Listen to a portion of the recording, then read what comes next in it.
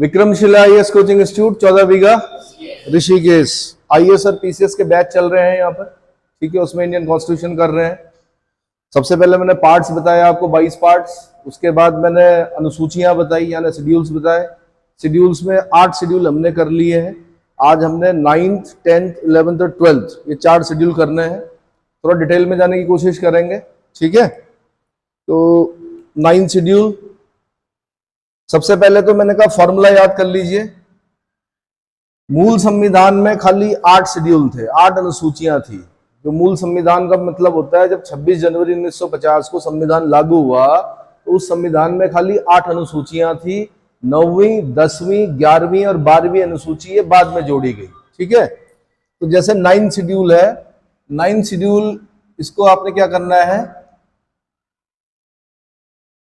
9th 10th 11th और 12th, इसके लिए मैंने कहा आपको एक फॉर्मूला बताया था मैंने। क्या करना है आपने, यहां पे लिखना 1 52 73 74, ठीक है। और यहां पे लिखना आपने क्या 51 51, इसके सामने लिखना है 85, इसके सामने लिखना है 92 और इसके सामने लिखना है 92/93। पिछली क्लास में शायद ये 52 हो गया था, उसको करेक्ट कर देना। तो 1 52 73 74 ये दरअसल क्या है, जब आपसे पूछेगा कि 9वीं अनुसूची किस संविधान संशोधन से जोड़ी गई, 9वीं अनुसूची किस संविधान संशोधन से जोड़ी गई, संविधान संशोधन को बोलते हैं हम कॉन्स्टिट्यूशनल अमेंडमेंट एक्ट, ठीक है। तो मैंने कहा 9वीं अनुसूची जोड़ी गई, फर्स्ट कॉन्स्टिट्यूशनल अमेंडमेंट एक्ट 1951।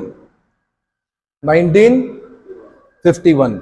अब ये मान के चलिए आपकी 26 जनवरी 1950 को संविधान लागू हो रहा है और 51 में ही अमेंडमेंट करना पड़ रहा है संविधान में।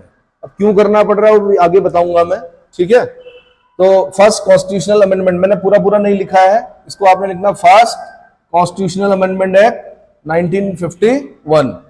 10वीं अनुसूची जोड़ी गई। 10वीं अनुसूची क्या है, ये 52वें संविधान संशोधन अधिनियम कॉन्स्टिट्यूशनल अमेंडमेंट एक्ट 1985 के द्वारा जोड़ी गई, 1985 के द्वारा जोड़ी गई। 11th अनुसूची जो है वो 73वें संविधान संशोधन यानी 73rd constitutional amendment act 73rd constitutional amendment act 1992 के द्वारा जोड़ी गई। और 12वीं अनुसूची जो है वो 74वें 74th कॉन्स्टिट्यूशनल अमेंडमेंट एक्ट 92-93 के द्वारा जोड़ी गई। इतना समझ में आ गया। अब इसमें क्या क्या था, ऐसा क्या था कि संविधान वेताओं ने इनको नहीं रखा कॉन्स्टिट्यूशन में, जब लागू हुआ या जब अडॉप्ट किया गया उसको नहीं रखा गया। तो इसका मतलब यह है कि संशोधन की जरूरत 51 में ही पड़ गई थी, ठीक है। और समय समय पर संशोधन करके 4 अनुसूचियां क्या हुई है, जोड़ी हैं। अब इसमें क्या है, 9th शेड्यूल जो है 1951, ये 1951 से जोड़ा। इसके साथ आपने एक आर्टिकल पढ़ना 31B, इसके साथ ही क्या पढ़ना आपने 31B, आर्टिकल 31B के साथ पढ़िएगा इसको। इसके साथ आर्टिकल 31B भी याद रखना आपने। Validation of certain acts and regulations, validation of certain acts and regulation।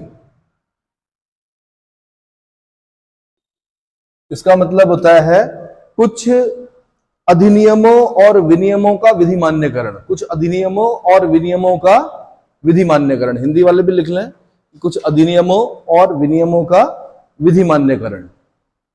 ये 9वीं अनुसूची की जरूरत क्यों पड़ी भाई?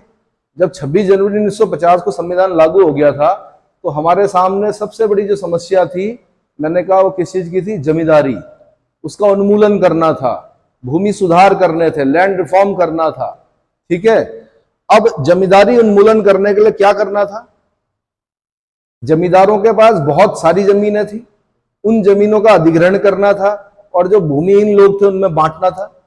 सरकार माना एक कानून बनाती, एक एक्ट लेके आती, माना आप जमींदार हैं, ये पूरा जो ऋषिकेश है ये आपका है, ठीक है, और एक दूसरा व्यक्ति है उसके पास 50 गज जमीन भी नहीं है, या अगर है भी तो वो कई पुश्तों से क्या कर रहा है, आपकी खेत पे खेती कर रहा है, लेकिन उसके पास मालिकाना अधिकार नहीं है। क्या नहीं है? मालिकाना अधिकार नहीं है। अब उस मालिकाना अधिकार दिलाने के लिए क्या करना पड़ेगा? कानून लाना पड़ेगा। और कानून कौन लेके आएगी? संसद लेके आएगी, क्योंकि संसद का प्रथम कार्य क्या है? विधि का निर्माण करना। क्या करना? विधि का निर्माण करना। साथ में डीपीएसपी भी पढ़ा था आपने, director principle of state policy, जिसमें कि कल्याणकारी राज्य की अवधारणा दी गई है, जिसमें बोला गया था कि कल्याणकारी राज्य की स्थापना जब अगर करनी है तो नीति का निर्धारण करते हुए सरकार क्या करेगी या संसद क्या करेगी, इनको पढ़ेगी। और उसके अंदर साफ साफ लिखा हुआ कि संपत्ति का जो बंटवारा है वो इस तरह से हो कि ऐसा ना हो कि कुछ ही लोगों के हाथ में बहुत ज्यादा संपत्ति हो जाए और कुछ लोगों के पास ना हो, जैसा कि फ्रांस में था। फ्रांस में दो तरह के लोग थे, हैव्स हैव्स नॉट, मतलब 90% संपत्ति, बल्कि 95% संपत्ति 5% लोगों के पास थी और 5% संपत्ति 95% लोगों के पास थी, या 10% लगा लो आप। तो क्या हुआ? फ्रांस की क्रांति भी। तो अब माना क्या करना था कि जमींदारी उन्मूलन करना था, भूमि सुधार करना था, लैंड रिफॉर्म करना था, उसके लिए कानून आने थे। लेकिन जिनके विरुद्ध वो कानून आने थे वो इतने शक्तिशाली थे, वो उनके पास इतना पैसा था कि वो संपत्ति संबंधी अधिकार को लेकर कोर्ट में जा सकते थे। और कोर्ट भी क्या करता, क्योंकि संविधान में संपत्ति का अधिकार क्या था? मूल अधिकार था। संपत्ति का अधिकार क्या था? माना आपकी 1000 एकड़ जमीन है, सुनिए 1000 एकड़ जमीन है और उस पर खेती कर रहे हैं, ये कई पीढ़ियों से कर रहे हैं। अब हमने कानून बनाया, माना मैं सरकार हूं, मैंने कानून बनाया कि भाई जिस पर ये खेती कर रहे थे अब जमीन इनकी है और जमीन उनकी है, पीछे जो बैठे हैं, और जमीन उनकी है, ये सब लोग खेती कर रहे थे आपकी जमीन पर। कितना समझ में आ गया? आपके पास पैसा है, आपने क्या किया? संपत्ति का अधिकार लेकर पहुंच गए कहां? कोर्ट में। और कोर्ट में आपने क्या किया? अच्छा वकील किया, महंगा वकील किया, वकील ने जिरह की और उसने बताया कोर्ट को कि क्या, कि भाई संपत्ति का अधिकार है इनके पास, इनकी संपत्ति को कैसे अधिग्रहण कर सकती सरकार। तो तब क्या करना पड़ा? एक नया तरीका निकाला गया, नवीं अनुसूची। नवीं अनुसूची में यह बोला गया कि अगर कोई भी विधि बनाई जाती है, यानी संसद ने अगर कोई कानून बना दिया और उसको नवीं अनुसूची में रख दिया, तो वो न्यायालय में वाद योग्य नहीं रह जाएगा, न्यायालय में नॉन जस्टिसेबल हो जाएगा। क्या हो जाएगा?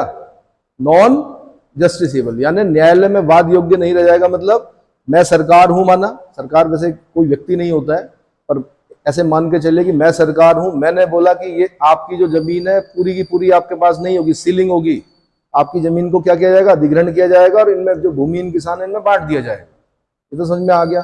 अब आप नहीं जा सकते, कहां? न्यायालय में नहीं जा सकते। इतना समझ में आ गया? जो भी क्वेरी होंगी बाद में पूछना, है ना, पहले लेक्चर पूरा होने दो। इतना समझ में आ गया? तो अब क्या है कि नवीं अनुसूची की विशेषता ही यही है कि 9 शेड्यूल जो होता है, अगर कोई भी संसद ने कानून बनाकर नवीं अनुसूची में रख दिया तो न्यायालय में वाद योग्य नहीं रह जाएगा। इतना समझ में आ गया? इसका दुरुपयोग करने का भी प्रयास किया गया। दुरुपयोग ऐसा है कि अभी कुछ वर्षों पहले यह देखा गया कि संसद में एक कानून आया जिसमें बोला गया प्रमोशन रिजर्वेशन बिल। क्या आया? Promotion reservation. मतलब रिजर्वेशन ठीक है, आपको नौकरी में रिजर्वेशन दे दिया गया। जब नौकरी में रिजर्वेशन दे दिया गया तो यह माना जाता है कि अब आप और जो दूसरा व्यक्ति है वो अब समान हो गए, क्योंकि आपको भी क्या मिल रहा है? वेतन मिल रहा है, ठीक ठाक वेतन मिल रहा है। लेकिन बोला गया प्रमोशन में भी रिजर्वेशन होना चाहिए। इस पर संसद में क्या लाया गया? बिल लाया गया, उस पर सहमति भी हुई। हालांकि पूरी तरह से वो नहीं हुआ, हाँ एक बार पूरी तरह से हुआ, उसको असंवैधानिक कर दिया। किसने?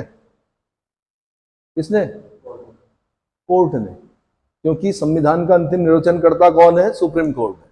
सुप्रीम कोर्ट ने कहा, माननीय उच्चतम न्यायालय ने कहा कि यह असंवैधानिक है। जब आपने एक बार जॉब दे दी तो प्रमोशन में रिजर्वेशन नहीं लगना चाहिए। तो फिर कुछ पार्टियों ने यह प्रयास किया कि इसको नवीं अनुसूची में डाल देते हैं। क्या कर देते हैं? तो यह दुरुपयोग हो जाएगा। ठीक है, तो एक न्यायिक पुनरावलोकन की शक्ति होती है न्यायालय की, जिसको बोलते हैं जुडिशियल रिव्यू। तो क्या था कि जुडिशियल रिव्यू पहले नवीं अनुसूची में नहीं कर पाता था कोर्ट, लेकिन बाद में कोर्ट ने कहा नहीं, अगर हमें ऐसा लगा क्या लगा? हमें ऐसा लगा कि आपने कोई ऐसा कानून बना दिया, नवीं अनुसूची में रख दिया जो कि संविधान के मूल ढांचे को नष्ट करता हो, तो हम नवीं अनुसूची के अंदर घुसकर भी उसका क्या करेंगे? न्यायिक पुनरावलोकन करेंगे, जुडिशियल रिव्यू करेंगे। कौन सा आर्टिकल है जुडिशियल रिव्यू का? क्वेश्चन है आपके लिए, जुडिशियल रिव्यू का जो आर्टिकल है वो कौन सा है? न्यायिक पुनरावलोकन की शक्ति उच्चतम न्यायालय की। मस्तिष्क के अंदर रखिए, किताबों में तो छपा ही रहेगा। ठीक है, ये समझ में आ गया आपके? नवीं अनुसूची, validation of certain acts and regulations, इसको बोलते हैं कुछ अधिनियमों और विनियमों का विधि मान्यकरण। और नवीं अनुसूची को आपने किस आर्टिकल के साथ पढ़ना है? आर्टिकल 31B के साथ पढ़ना है। इतना समझ में आ गया होगा? ठीक। अब आती है 10वीं अनुसूची। 10वीं अनुसूची की जरूरत क्यों पड़ी भाई? 1985, ये दिख रहा होगा आपको, ये 1985 के पास होता है। 1985 में ऐसा क्या हुआ कि 10वीं अनुसूची लानी पड़ी? 1985 में ऐसा क्या हो गया कि 10वीं अनुसूची लानी पड़ी? तो इस देश में एक बहुत बड़ी घटना हुई, दुर्घटना बोल सकते हैं, कि प्रधानमंत्री की हत्या हो गई इस देश में, उन्हीं के अंगरक्षकों के द्वारा, श्रीमती इंदिरा गांधी। ठीक है, सन 1984 का समय था। तो बड़ी ताकतवर सरकार समझ सकते हैं आप। लेकिन उसके बाद क्या, जब एक बड़ा मुखिया चला जाता है देश का, तो फिर क्या होता है? राजनीतिक उठक पटक के दौर शुरू होते हैं। तो फिर ये खतरा हो गया कि भाई अब क्या होगा? दल बदल होगा। अब क्या होगा? और दल बदल पर कानून बनाने के लिए क्या करना पड़ा? दल बदल पर कानून लाने के लिए ये 10वीं अनुसूची जोड़ी। 52वां संविधान संशोधन अधिनियम 1985। पहले तो इतना ही याद करना है आपको कि 10वीं अनुसूची किस संविधान संशोधन से जोड़ी गई? आंसर है 52वां संविधान संशोधन 1985। अब ये क्या है, डिटेल हम बाद में करेंगे, बाद में हमने पूरा डिटेल करना है इसका कि कैसे कैसे दल बदल कैसे होता है, क्या होता है। लेकिन हाँ, इस पर जो सबसे ज्यादा बार प्रश्न पूछा गया है कि यदि कोई सदस्य दल बदल के आधार पर डिस्क्वालीफाई है या नहीं, इसका निर्णय कौन करेगा? ये क्वेश्चन पता नहीं कितनी बार पूछा जा चुका है, वनडे से लेकर बड़े एग्जाम तक, कि दल बदल यानी एंटी डिफेक्शन लॉ आता है इसमें, दल बदल के आधार पर कोई सदस्य निर्हित है या नहीं, डिस्क्वालीफाई है या नहीं, इसका निर्णय कौन करेगा? तो लोकसभा में लोकसभा अध्यक्ष और राज्यसभा में राज्यसभा का सभापति, विधानसभा में विधानसभा अध्यक्ष और विधान परिषद में विधान परिषद का सभापति। ये समझ में आ गया? या हम शॉर्ट में ये भी बोल सकते हैं कि संबंधित सदन का अध्यक्ष या सभापति, जहां पर जो भी बोलते होंगे। इतना समझ में आ गया? तो इसको पूरा डिटेल पढ़ना है हमने। इस पर फिर एक संविधान संशोधन हुआ दोबारा। एक तो यह है कि 52वां संविधान संशोधन अधिनियम 1985। फिर आपके लिए प्रश्न है कि दोबारा कब संविधान संशोधन किया गया? इसमें 10वीं अनुसूची में संशोधन किया गया। अभी थोड़ी देर पहले मैंने आपसे एक प्रश्न पूछा था, कौन सा? Judicial review. कौन सा? 137। ये ध्यान रखना भाई, बड़ी इंपॉर्टेंट शक्ति है 137, सुप्रीम कोर्ट का जुडिशियल रिव्यू 130। इसको बोलते हैं न्यायिक पुनरावलोकन, पुनर्अवलोकन, दोबारा अवलोकन करना कि संसद ने जो कानून बनाया, कहीं ऐसा तो नहीं, संसद हो विधानमंडल हो, कहीं ऐसा तो नहीं कि संविधान के मूल ढांचे को नष्ट कर रहा हो। ठीक है, ठीक। और ये भी बता दूं आपको, न्यायिक पुनरावलोकन की जो शक्ति है, ये हमने यूएसए के कॉन्स्टिट्यूशन से ग्रहण कर रखी है। कहां से? जुडिशियल रिव्यू जो हमने लिया था, ये जो 137 आर्टिकल डाल रखा है, ये यूएसए के कॉन्स्टिट्यूशन से ले रखा है हमने। चलो जी, इस पे मैंने आपसे फिर दूसरा प्रश्न पूछा कि 52वें संविधान संशोधन अधिनियम 1985, 10वीं अनुसूची में क्या दूसरा भी संशोधन हुआ? हाँ, कौन सा हुआ? कौन सा संशोधन हुआ? हाँ जी, 91वां संविधान संशोधन हुआ। हाँ जी, हाँ, 91वां संविधान संशोधन 2003। 91वां संविधान संशोधन, कॉन्स्टिट्यूशनल अमेंडमेंट एक्ट 2003। दरअसल लूप होल्स थे कुछ, जो 52वां संविधान संशोधन 1985 था, उसमें कुछ लूप होल्स थे, उनको दूर करने के लिए फिर 91वां संविधान संशोधन 2003 करना पड़ा। फिर उनको सुधारा गया कि भैया क्या क्या कि आप कैसे करेंगे, क्या अगर दल बदलना है तो किस प्रकार से करेंगे, तो समझ में आ गया। तो इसमें हम जो 10th शेड्यूल है, 10th शेड्यूल में लिखेंगे provision as to disqualification, provision as to disqualification. अब यहां पे जगह तो है नहीं, जगह बनानी पड़ेगी।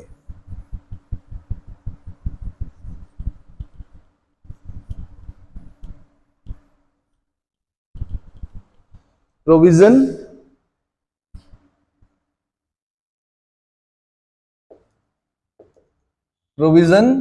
As to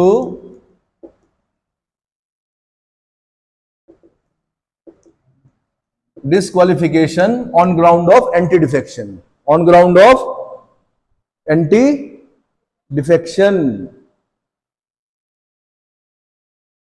on ground of defection।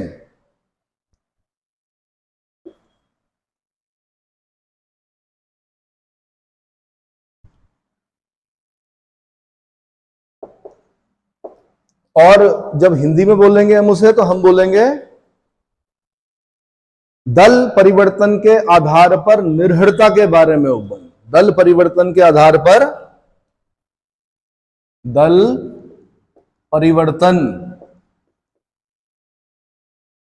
या दल बदल भी बोल सकते हैं आप, दल परिवर्तन या दल बदल के आधार पर निर्भरता, निर्भरता के बारे में उपबंध, निर्भरता के बारे में उपबंध, ठीक है, निर्भरता के बारे में उपबंध। इसके साथ आपने 2 आर्टिकल पढ़ने हैं भाई, इसके साथ 10वीं अनुसूची के साथ आपने क्या करना है, 2 आर्टिकल पढ़ने। आपने एक पढ़ना है 102(2),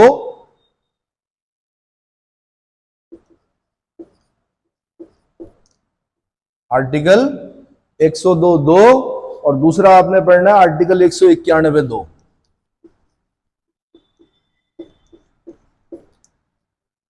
ये 2 आर्टिकल याद रखना है। जब भी आप 10वीं अनुसूची पढ़ेंगे, 10th शेड्यूल पढ़ेंगे, तो आप क्या पढ़ेंगे इसके साथ, आर्टिकल 102(2) और 191(2). ये सांसदों के लिए है निर्भरता के बारे में, और ये जो विधानमंडल के जो सदस्य होते हैं उनकी डिस्क्वालिफिकेशन के संबंध में क्या करता है ये दोनों आर्टिकल इंपॉर्टेंट है। मैंने कहा ये सांसदों के लिए हैं और ये जो एमएलए एमएलसीज होते हैं उनके लिए। इतना समझ में आ गया, ठीक है। अच्छा, एक चीज और, जो 9वीं अनुसूची है, कई बार इतना क्वेश्चन पूछ लेता है कि भाई उसमें लगभग 284 कानून बन चुके हैं अब तक। कितने? जब आप इसको पढ़ेंगे ना डिटेल में, ये 9वीं अनुसूची वाले में, तो इसमें लगभग आपको कितने कितने दिखेंगे, 184 और 284, 184, 284। और कभी कभी तो ये भी पूछा गया है कि जो 9वीं अनुसूची है उसमें जो पहला वाला था वो किससे, कौन सा लैंड रिफॉर्म एक्ट था या कौन सा जमींदारी उन्मूलन एक्ट था, तो उसमें बिहार का आता था, the Bihar land reform act 1950। पहले नंबर का याद रखना आपने, कौन सा, द बिहार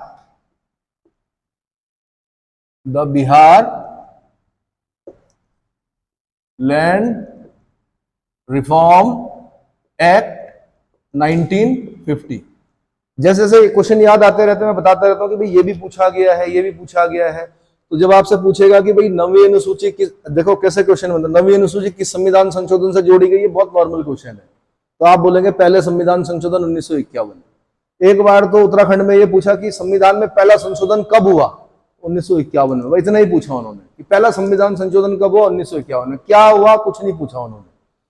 फिर अगला थोड़ा डीप पूछेगा कि भाई जो आपकी 9वीं अनुसूची है वो क्या बोलती है, तो validation of certain acts and regulations, यानी कुछ अधिनियमों और कुछ रेगुलेशंस, यानी कुछ अधिनियमों और कुछ विनियमों का क्या होना, विधि मान्यकरण। वैलिडेशन बोलते हैं विधि मान्यकरण।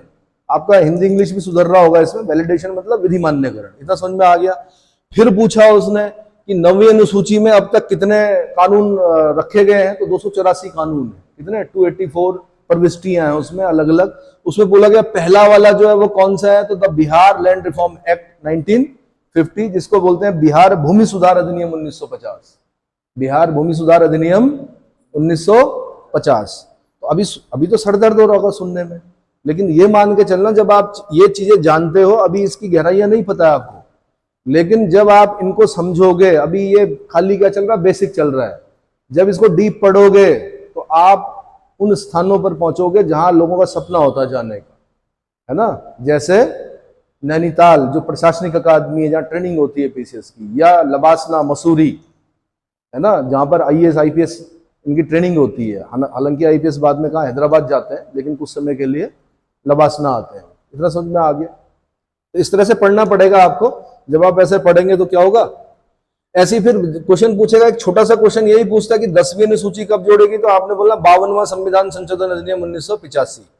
जब पूछेगा क्या है इसमें, तो आपने बोलना provision as to disqualification on ground of defection, यानी दल परिवर्तन के आधार पर निर्भरता के बारे में उपबंध।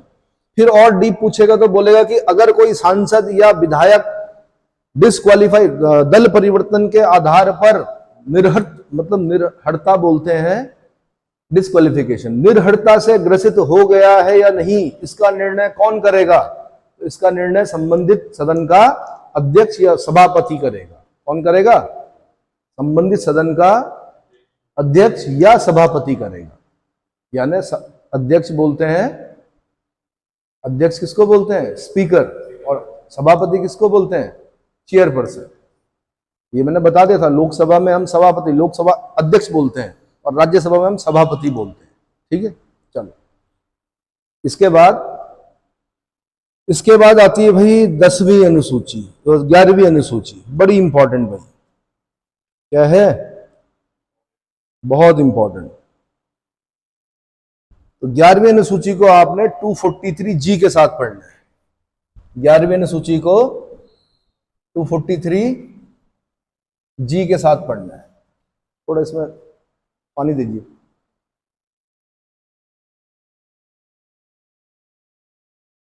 ग्यारहवीं अनुसूची को 243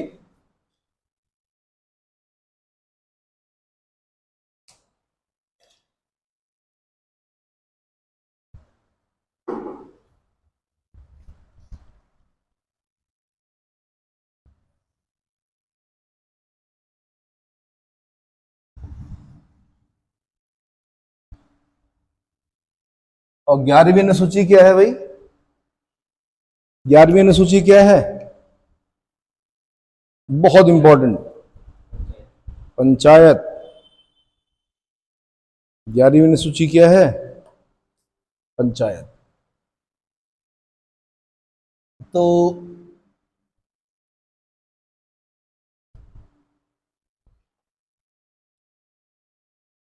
जब तक मॉइस्चर नहीं जाएगा तब तक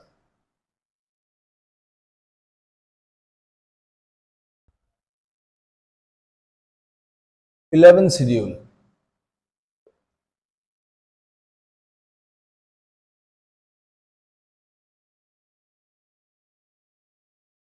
सबसे पहले तो यही क्वेश्चन पूछेगा क्या, कि संविधान संशोधन से 99% जो वनडे एग्जाम होते हैं उसमें यही पूछता, 73वां संविधान संशोधन कब जोड़ा गया, तो सॉरी 11वीं अनुसूची कब जोड़ी गई, तो आपने बोलना 73 में, 73rd कॉन्स्टिट्यूशनल अमेंडमेंट एक्ट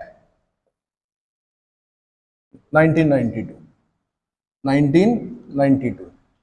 यह ध्यान रखना कि जो 73वां संविधान संशोधन है ये बड़ा इंपॉर्टेंट है। ये पहले भी पढ़ा आपने, है ना। कहां पढ़ा? इस संविधान संशोधन से दो काम हुए थे। एक तो 11वीं अनुसूची जोड़ी गई थी, दूसरा जो काम हुआ था इससे वो ये हुआ था कि पार्ट 9 जोड़ा गया था।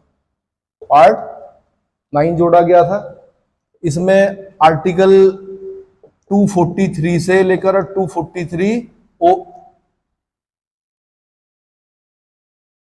243 से लेकर 243 ओ तक आर्टिकल रखे गए थे। क्या रखे गए थे? ये बता दिया था मैंने पहले। ठीक, तो ये दोनों काम जो हुए 73वें संविधान संशोधन 1992 से हुए।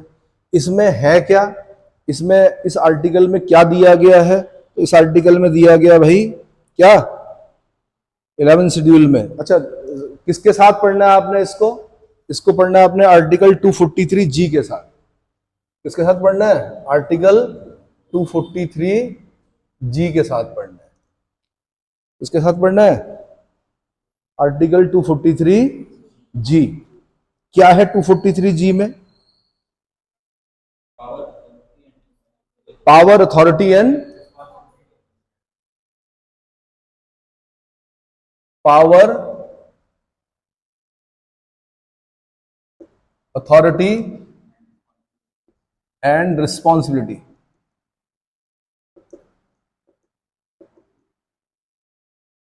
Responsibility of panchayat.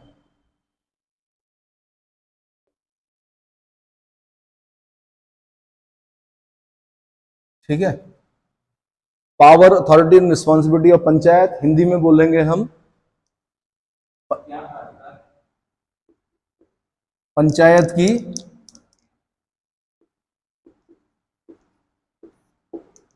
की शक्तियां, प्राधिकार और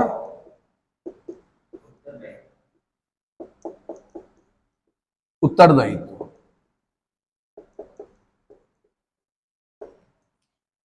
यूपीएससी के एग्जाम इतने से नहीं निकलते हैं कि 11वीं अनुसूची में क्या है, 11वीं अनुसूची में क्या है जी? पंचायत है, खाली पंचायत है। किस संविधान संशोधन से जोड़ा गया? 73वें संविधान संशोधन 1992 से जोड़ा गया। भाई इतना ही पढ़ते हैं बच्चे तो वनडे निकाल लोगे, यूपीएससी नहीं निकाल पाओगे। यूपीएससी के लिए आपको डीप जाना पड़ेगा, टीसीएस निकालने के लिए भी आपको डीप जाना पड़ेगा। 25 साल का हो गया उत्तराखंड, लोक सेवा आयोग भी बड़ा हो रहा है हमारा धीरे धीरे। ठीक है, हालांकि हम अभी प्रयागराज वाले जो उत्तर प्रदेश लोक सेवा आयोग है उसका मुकाबला नहीं कर पा रहे हैं, उस लेवल के प्रश्न नहीं पूछे जा रहे हैं, लेकिन धीरे धीरे क्या हो रहा है, प्रश्नों का जो लेवल है वो क्या हो रहा है, बढ़ रहा है। ठीक है, पहला पेपर अगर आप पीसीएस का उठा के देखेंगे या आपका उठा के देखेंगे, जमीन आसमान का अंतर है। तो डेप्थ में जाना पड़ेगा आपको पीसीएस बनने के लिए। इतना समझ में आया? तो पंचायतों की शक्तियां, प्राधिकार और उत्तरदायित्व कहाँ है? कहां दे रखे हैं? 11वीं अनुसूची में दे रखे हैं। कहां दे रखे? 11वीं अनुसूची में दे रखे हैं। अब उसको पढ़ने में लोग क्या करते हैं, बच्चे क्या करते हैं जो एस्पिरेंट्स हैं? पहला काम संविधान, जब आप राज व्यवस्था पढ़ रहे हैं ना, पहले इन सब चीजों को खत्म कर लीजिए, उसके बाद जाइए किताब में जितने भी ये शक्तियां, प्राधिकार और उत्तरदायित्व दे रखे, तभी तो प्रश्न पूछोगे। हो सकता है आप भी किसी गांव से क्या हो, रिलेट हो, आपके गांव में भी प्रधान हो, वार्ड मेंबर हो, या हो सकता है आप नगर पंचायत में हो या नगर पालिकाओं में हो या नगर निगमों में हो। तो आप क्या करोगे? जब 11वीं अनुसूची, 12वीं अनुसूची को जानोगे तभी तो प्रश्न करोगे। अब हमने ये देखना है यहाँ पर कि क्या शक्तियां हैं, क्या प्राधिकार है, क्या उत्तरदायित्व। सबसे छोटी संसद होती है पंचायत आपकी, है ना? लोकतंत्र के विकेंद्रीकरण का उदाहरण है ये। तो इसमें सबसे पहले जो अच्छा, सबसे पहले इतना भी पूछता है कि कितने हैं, तो 29 सब्जेक्ट्स पढ़ने हैं हमने। 29 चीजें दे रखी इन्होंने टोटल। कितनी? 29। कितनी? जबकि नगर पालिकाओं को खाली 18 अधिकार है, शक्तियां, अधिकार, प्राधिकार जो भी है वो 18 है, लेकिन पंचायतों को 29 दी गई। इसका मतलब ज्यादा काम किसके पास है? पंचायतों के पास है। ठीक है, चलो जी। तो पहला जो काम आता है वो एग्रीकल्चरल, इंक्लूडिंग एग्रीकल्चरल एक्सटेंशन। पहला काम क्या है? 1 बाय 1 करेंगे, याद करते हुए चलिए, काम आएगा।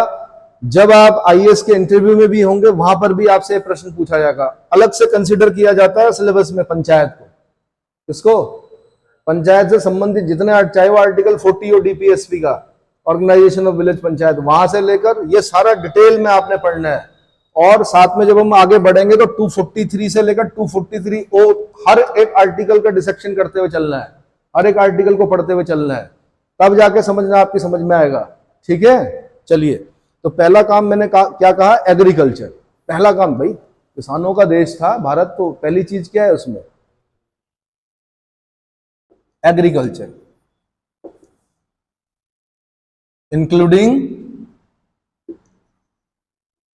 जिन लोगों ने याद कर लिया वो बोले मुंह से भाई, इंक्लूडिंग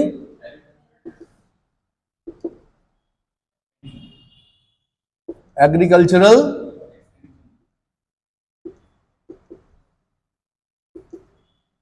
एक्सटेंशन, एग्रीकल्चरल एक्सटेंशन, यानी हिंदी में बोलेंगे इसको हम कृषि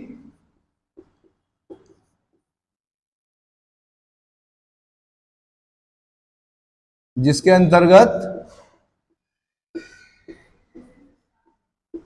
हाँ जी, कृषि विस्तार है, बिल्कुल।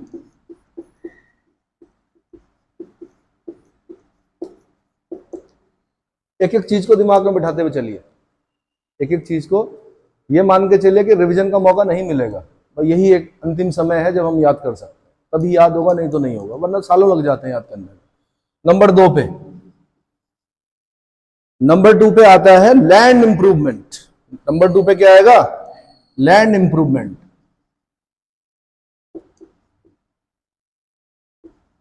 Land improvement, implementation of land reform,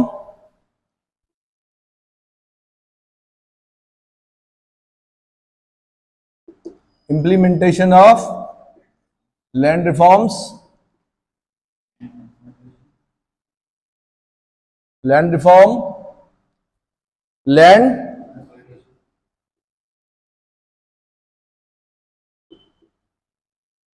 consolidation and soil conservation।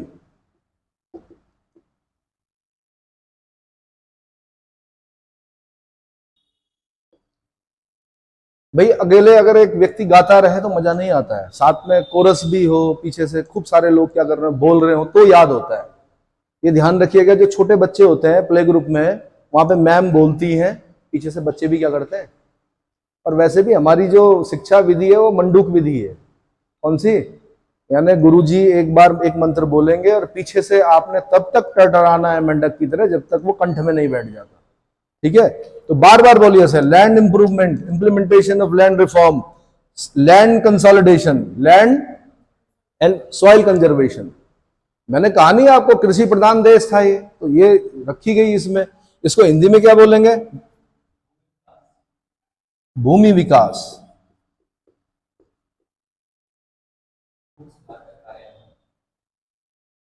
भूमि सुधार का कार्यान्वयन। अब देखो ये भी ध्यान रखना है, इंप्लीमेंटेशन मतलब कार्यान्वयन, इन शब्दों को भी पकड़ो। कार्यान्वयन, चकबंदी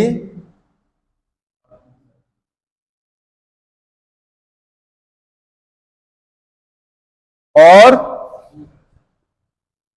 भूमि संरक्षण।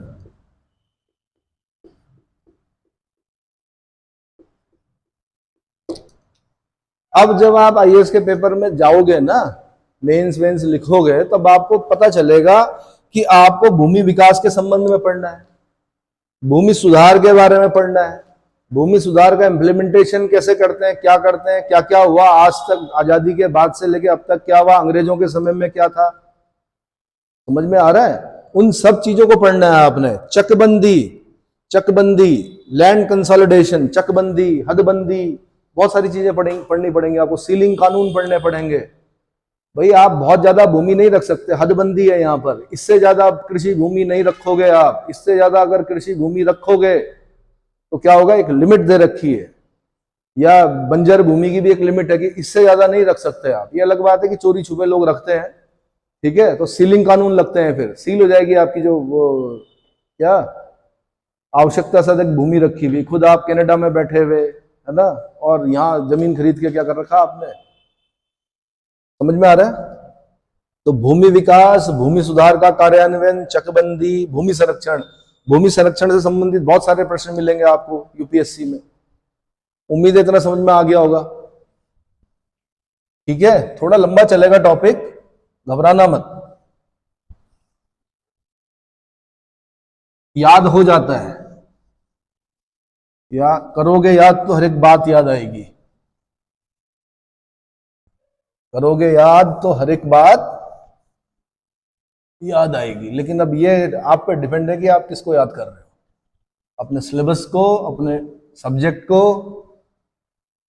या रोजमर्रा में जो घटनाएं घटित हो रही हैं उनको, है ना। इतना समझ में आ गया? ठीक है जी। तीसरे नंबर पे हमने जो पढ़ना है, 29 चीजें पढ़नी है, धैर्य रखना अभी, तब आपकी समझ में आएगा कि हमें अपने ग्राम प्रधान से क्या क्या पूछना है ना, क्या क्या पूछना है। अगला है माइनर इरिगेशन, वाटर मैनेजमेंट, तीसरे नंबर पे। तीसरे नंबर पे क्या है? Minor irrigation, minor irrigation water management,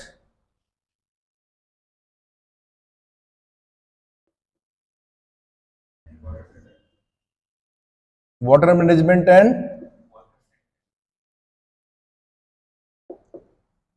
watershed development.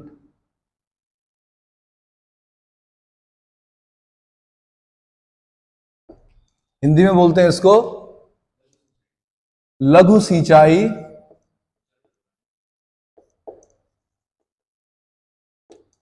जल प्रबंधन या जल प्रबंध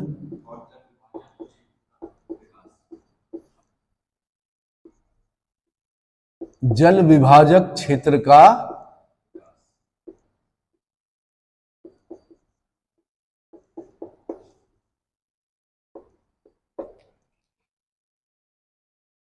इतना समझ में आ गया? क्या वाटरशेड मैनेजमेंट सुना है आपने? वाटरशेड मैनेजमेंट पे प्रश्न पूछेगा। क्या वाटर मैनेजमेंट सुना है? वाटरशेड अलग चीज हो गई, वाटर मैनेजमेंट अलग हो गया। माइनर इरिगेशन जो लघु सिंचाई आपने देखे होंगे, उत्तराखंड में अगर आप रहते हो तो लघु सिंचाई देखी होंगी आपने, ठीक है। और ये खाली स्वतंत्रता के बाद नहीं बनी, हमारे यहाँ एक गर्वभंजक माधो सिंह भंडारी रहे हैं, उन्होंने बहुत पहले मलेथा की गूल बना दी, लघु सिंचाई योजना है। लेकिन एक राजा के द्वारा जो गूल बनाई गई तो उस क्षेत्र में बासमती का उत्पादन हुआ। ये अलग बात है कि अभी अधिग्रहण हो गया भूमि का, रेलवे के पास चली गई है भूमि, है ना।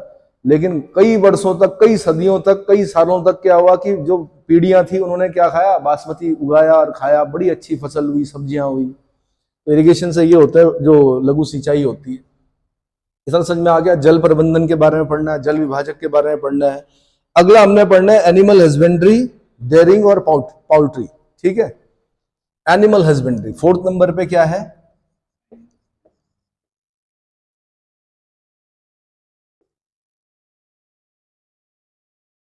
एनिमल हस्बेंड्री, हाँ जी,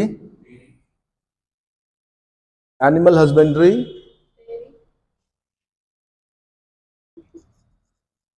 डेयरिंग, कुक्कुट पालन, कुक्कुट पालन, है ना। डेयरिंग में हो गया दुग्ध उत्पादन। अब दुग्ध उत्पादन में गाय भी आ गई, बकरी भी आ गई, जो भी है ना दुधारू पशु है, भैंस भी आती है उसमें, ठीक है। एनिमल हस्बेंड्री में क्या आ गया? पशुपालन। एनिमल हस्बेंड्री में क्या आ गया? इसको बोलते हैं पशुपालन, पशुपालन। डेयरिंग में क्या आ गया? डेयरी उद्योग या दुग्ध उत्पादन उद्योग, है ना। डेयरी लिख दो, डेयरी उद्योग, उद्योग बोला गया है इसे। अगला, और कुक्कुट पालन, मुर्गी जो है उसको क्या बोलते हैं? कुक्कुट पालन। और अगर मधुमक्खी बोलूंगा मैं तो मौन पालन। मधुमक्खियों क्या बोला था? मधुमक्खी पालोगे तो मौन पालन में आता है। किसमें? मौन पालन में, है ना। यूपीएससी है, उसने तो मधुमक्खियों की किस्म भी पूछी, कौन कौन सी किस्में होती हैं। अगला आपने फिशरीज के बारे में पढ़ना। 5th नंबर पे क्या पढ़ना है? फिशरीज।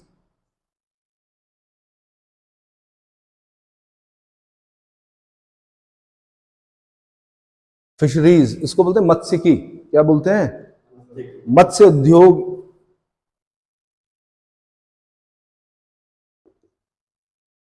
FISH स्पेलिंग लिख लीजिए, FISHERIES, ERIES, और इसको बोलते हैं मत्स्य उद्योग, मत्स्य उद्योग, बड़ा गजब का पोटेंशियल है हमारे उत्तराखंड में मत्स्य उद्योग, लेकिन कुछ धार्मिक कारणों से, आर्थिक कारणों से हम उसको नहीं वो कर पा रहे हैं। क्या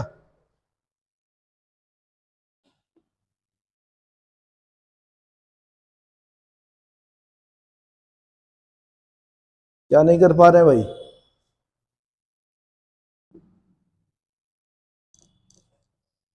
कोल्ड वाटर फिश हो सकती है यहां पर। मत्स्य उद्योग, मत्स्य उद्योग, इतना समझ में आ गया? पोटेंशियल है हमारे उत्तराखंड में। कोल्ड वाटर फिश हम क्या कर सकते हैं? ठंडा पानी है ऊपर, कई हमारे पास क्या ताल हैं, मत्स्य उत्पादन कर सकते हैं हम। लेकिन मैंने कहा धार्मिक कारणों से, हत्या नहीं करनी है, जीव हत्या नहीं करनी है, तो आर्थिक कारणों से पैसा नहीं है, सरकार की योजनाएं हैं लेकिन उनका ज्ञान नहीं है। ठीक है, तो वो ज्ञान देना किसका काम है? प्रधान का काम है।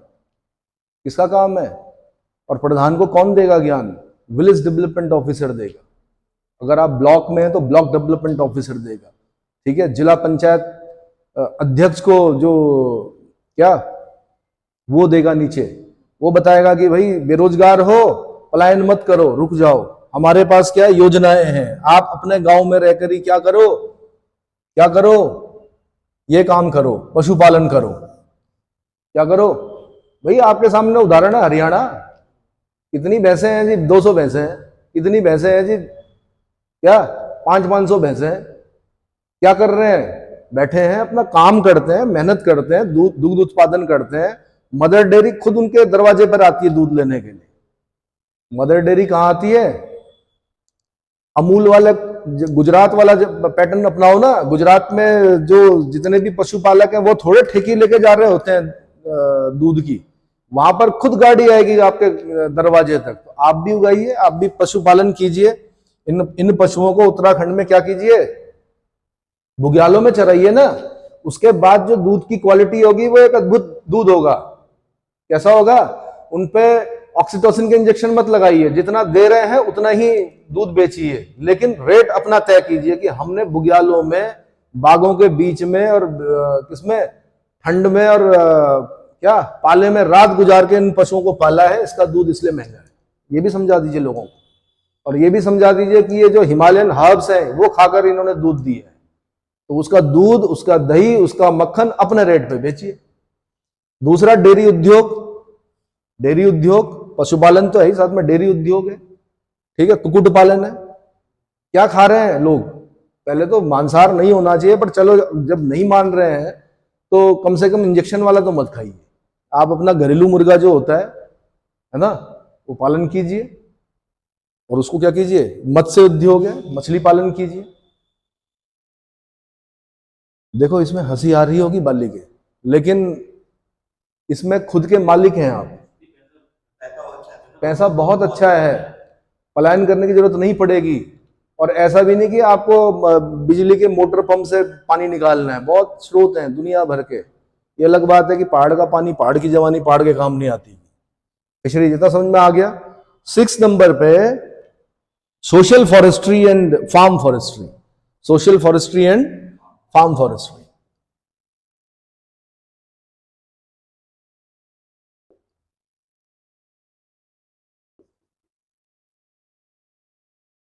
Social forestry and farm forestry, इसको हिंदी में बोलते हैं। और आप प्रश्न देखेंगे कि सामाजिक वानिकी से आप क्या समझते हैं, पीसीएस में भी देखेंगे आप ये।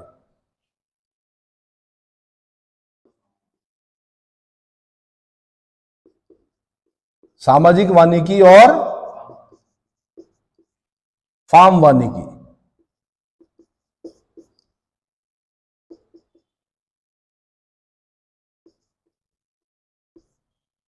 इतना समझ में आ गया होगा। वानिकी में कम है, वानिकी में कम है। आप सामाजिक वानिकी करिए, फार्म वानिकी करिए, बहुत लाभ में रहेंगे आप। मैदानी इलाकों के कुछ किसानों को देखा होगा आपने, अपने खेत में क्या करते हैं वो, वैसे तो बोलते हैं पॉपुलर, बोलते हैं पॉपुलर के पेड़ लगा रहे जी हम। हाँ जी, किनारे किनारे देखे होंगे आपने, बड़ा अच्छा बिकते हैं वो, बहुत जल्दी बड़े हो जाते हैं। हाँ, लाभ ही तो कमा रहे हैं, कोई सजाने के लिए थोड़े उन्होंने बाड़ बनाई है।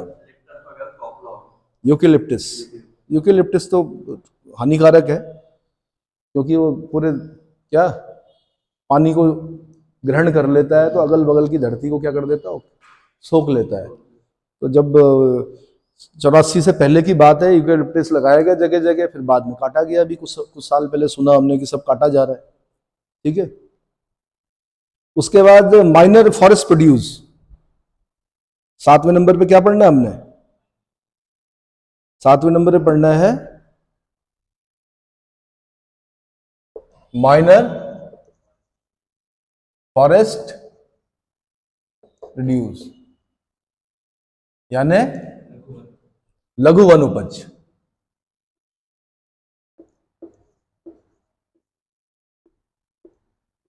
लघु वन उपज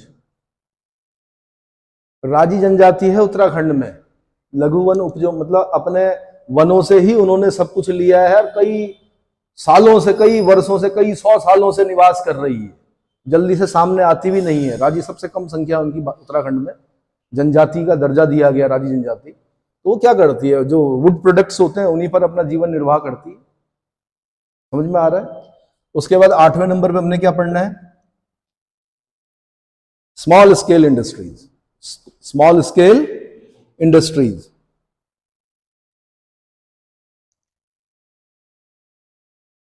small scale industry,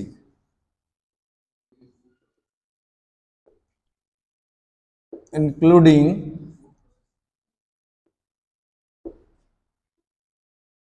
food processing, PRO,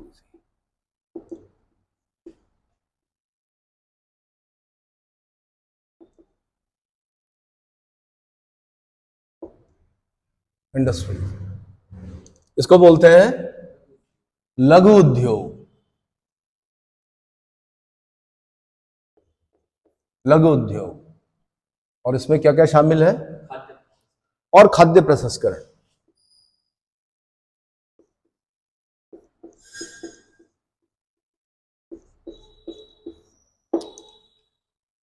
खाद्य प्रसंस्करण,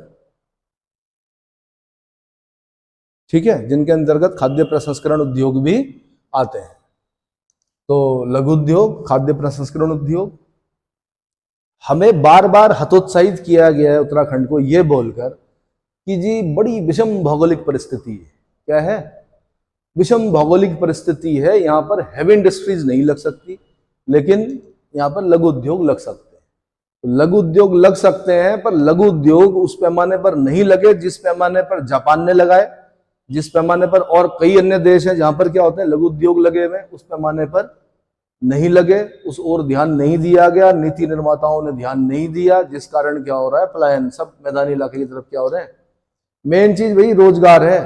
रोजगार होगा तो स्वास्थ्य भी पहुंची जाएगा वहां तक, शिक्षा भी पहुंची जाएगी। जब धन होगा तो क्या होगा भाई, रोजगार के साधन अगर आपको आपके क्षेत्र में उपलब्ध हो जाएं तो क्या होगा, आपकी परचेजिंग पावर बढ़ जाएगी। परचेजिंग पावर बढ़ जाएगी तो आज एक अच्छा डॉक्टर क्यों नहीं जा रहा ऊपर हिमालयी क्षेत्र में?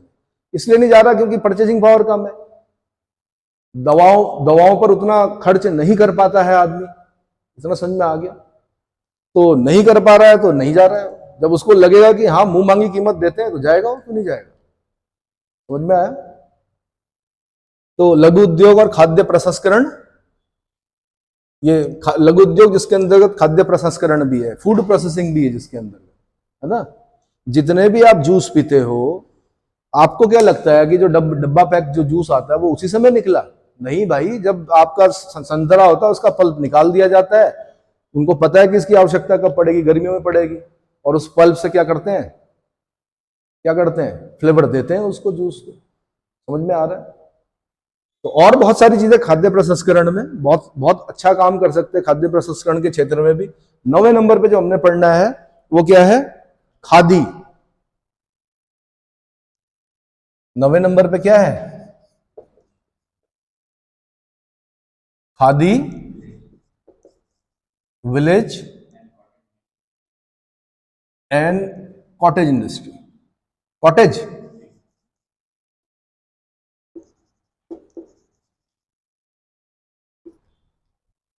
Cottage industry.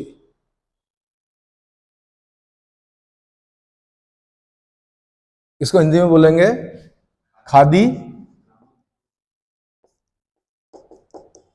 ग्रामोद्योग और कुटीर उद्योग। कुटीर उद्योग, कुटीर कुटीर उद्योग, ये ध्यान रखना, इस देश में गांधी जी हुए, no country other than India, no religion other than Hinduism could have produce Gandhi. Gandhi ji ने कॉटन इंडस्ट्री की बात की थी, किसकी बात की? कुटीर उद्योग की बात की। उन्होंने कहा हर घर में, बल्कि उन्होंने तो शिक्षा पर भी अपना मॉडल दे दिया था। कौन सा सम्मेलन है? वर्धा, वर्धा शिक्षा सम्मेलन है ना, वहां पर भी उन्होंने कुछ इस तरह की बात की। लेकिन हुआ क्या कि जो हमारा पहला पंचवर्षीय जो फर्स्ट 5 ईयर प्लान है, उसमें हमने सबसे पहले खाना चाहिए था हमको। क्या चाहिए था? जब हम आजाद हुए तो हमने एग्रीकल्चर और इरिगेशन को क्या किया, उसमें तवज्जो दी। लेकिन सेकंड 5 ईयर प्लान में हमने क्या कर दिया, हैवी इंडस्ट्री की ओर चले गए। ठीक है, अच्छी बात है, हैवी इंडस्ट्री की ओर चले गए। नेहरू जो है देश विदेश घूमे थे, उन्हें पता था हैवी इंडस्ट्री का क्या रोल होता है। ये भी ध्यान रखना कि रोजगार देने में इंडस्ट्रीज का बहुत बड़ा योगदान होता है, ठीक है। लेकिन कुटीर उद्योग पर उतना ध्यान नहीं दिया गया। किस पर? कुटीर उद्योग पर ध्यान नहीं दिया। गांधी जी की बात को जापान के लोगों ने, जब वहां बम पड़ गए 2 हिरोशिमा नागासाकी में, जब जापान बर्बाद हो गया सेकंड वर्ल्ड वॉर में, वहां के लोगों ने गांधी की बात को समझा और उन्होंने कुटीर उद्योग से अपने आप को विकसित किया। किसको? हर घर में उद्योग लगे भाई, हर घर में छोटे छोटे। कुटीर उद्योग का मतलब क्या होता है? हैवी इंडस्ट्री का मतलब आप क्या देख रहे हैं? ऋषिकेश आपके सामने उदाहरण है, आईडीपीएल बंद हो गया, Indian Drugs and Pharmaceutical Limited sick हुआ, और सिक होने के बाद बीमार हो गया, मर गया, मर गया। ऋषिकेश की अर्थव्यवस्था नष्ट भ्रष्ट हो गई जब आईडीपीएल खत्म हुआ। ऐसे पता नहीं कितनी हैवी इंडस्ट्री थी जो कि सिक हुई। सिक का मतलब होता है बीमार होना। जब इंडस्ट्री क्या करती है, अपना नहीं निकाल पाती, तो उसको हम क्या बोलते हैं? सिक बोलते हैं। चलो जी, जापान ने इस चीज को समझा, उन्होंने कुटीर उद्योग के माध्यम से अपने आप को क्या किया? विकसित किया। कुटीर उद्योग की ओर ध्यान नहीं दिया गया, और हमें हमारा जो माइंडसेट है कुछ इस तरह से बना दिया कि नहीं भाई, सरकारी नौकरी ही सब कुछ होती है। क्या होती है? सरकारी नौकरी ही सब कुछ होती है। सरकार ने फिर चाल भी चली उसमें, सुना होगा आपने। सरकार ने देखा सरकारी नौकरी क्यों कर रहा है आदमी, तो देखा कि पेंशन के लिए कर रहा है, कि 60 साल तक नौकरी करूंगा, 60 के बाद क्या करूंगा। सरकार ने कहा पेंशन बंद। प्राइवेट में पेंशन नहीं मिलती थी, अब प्राइवेट और सरकारी क्या हो गए? बराबर हो गए। लेकिन जो जो कर्मचारी है वो ये बोलेगा कि भाई तुमने हमारा सब निकाल लिया, शरीर का खत्म कर दिया, 60 में हमें ऐसा अनाज छोड़ दोगे। वो फिर पेंशन की बात करता है, उसकी मांग भी जायज है। सरकार का नजरिया भी ठीक ठाक था कि क्यों जा रहा है सरकारी नौकरी की तरफ जी, पेंशन। लेकिन सरकारी नौकरी का जो माइंडसेट बना हुआ छूटा नहीं है लोगों को, इतना समझ में आया। तो कुटीर उद्योग, फिर एमएसएमई, आज सुनते होंगे आप, एमएसएमई पे कई योजनाएं सरकार ने चलाई हैं। और क्यों चलाई हैं? क्योंकि सबसे ज्यादा रोजगार, प्रत्यक्ष और अप्रत्यक्ष रूप से रोजगार देने वाला जो सेक्टर है वो एमएसएमई है, भारी उद्योग नहीं है। और नहीं है, भारी उद्योग उतना रोजगार नहीं देते हैं जितना कौन? एमएसएमई देता है। भारी उद्योग उतना प्रॉफिट नहीं देते हैं जितना आपको एमएसएमई देता है। तो अब ज्यादा किसका होना चाहिए? एमएसएमई का होना चाहिए। लेकिन क्या हुआ कि नोटबंदी ने एमएसएमई की कमर तोड़ दी, क्योंकि ये कैश पे काम चलता था। नोटबंदी हुई तो क्या हुआ? एमएसएमई की कमर टूट गई। फिर सरकार ने ऐसा नहीं कि नहीं किया उसको सही, उसको दुरुस्त किया, उसके लिए कई योजनाएं बनाई गई। इतना समझ में आ रहा है? ठीक है, तो एमएसएमई पे काम चल रहा है। मैंने कहा लेकिन जानकारी, सबसे मेन चीज क्या होती है? जानकारी। आपको जानकारी है कि नहीं है? चलो जी, इसके बाद क्या है? कौन से नंबर पे पहुंच गए हम? 10th नंबर पे पहुंचे हैं। तो 10th नंबर पे क्या है? हाँ जी, 10th नंबर पे है आपका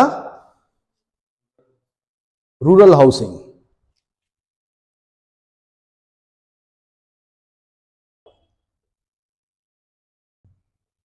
कोशिश करना जिस नंबर पे जो लिखा है उसको उसी नंबर पे याद करने की। प्रविष्टियां पूछ सकता है, बेरोजगारों के साथ कई बार मजाक होता है, आपसे प्रश्न पूछ सकता है कि रूरल हाउसिंग कौन से नंबर पर दिया गया है संविधान में, भारतीय संविधान में। तो रूरल हाउसिंग का मतलब होता है भाई ग्रामीण आवासन, ग्राम आवासन, ग्रामीण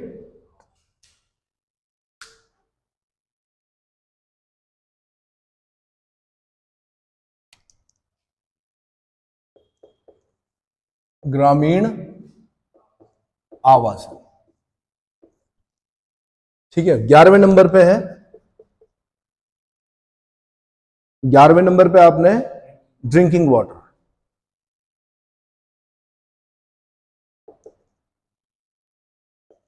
ड्रिंकिंग वाटर यानी पेयजल।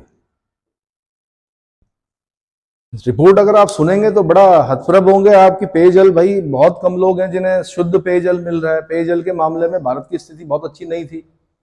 ठीक है, यूएनओ के, यूनाइटेड नेशंस ऑर्गेनाइज, संयुक्त राष्ट्र संघ के sustainable development goal, 17 sustainable development goal है, उसको भी, उसमें भी पेयजल की बात की गई है कि शुद्ध पीने का जल क्या होना चाहिए। आवास की बात की गई, ग्रामीण आवासन में जो है उसमें भी क्या इस पर काम करती है पंचायत, आपकी पेयजल पर काम करती है।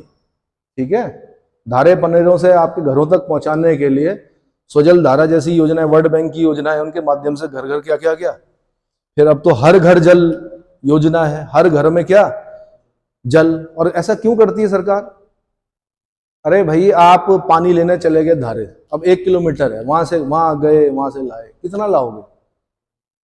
ज्यादा ताकतवर होंगे तो 2 बंठे ले आओगे, फिर गए, फिर 2 बंठों से चल जाएगा? काम नहीं चलेगा। नहाना है, कई चीजें, खाना बनाना है, बर्तन धोने हैं, तो आपका तो आधा समय तो क्या हो गया, आपका पानी सारने में लग गया। आधी जवानी जो है वो क्या हो गई, है ना, महिलाओं के सिर में प्रॉब्लम हो जाती है वो पानी ढो ढो के।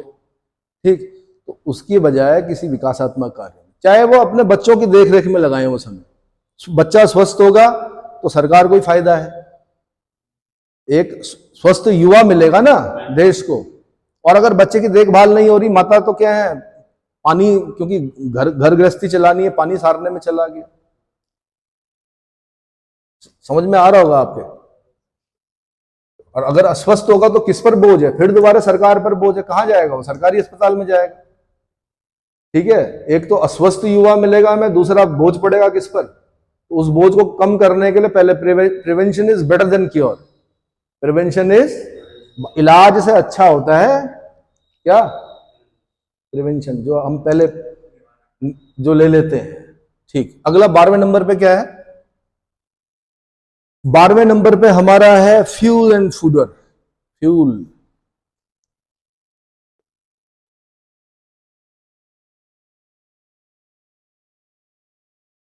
चारा, ईंधन और चारा, ईंधन और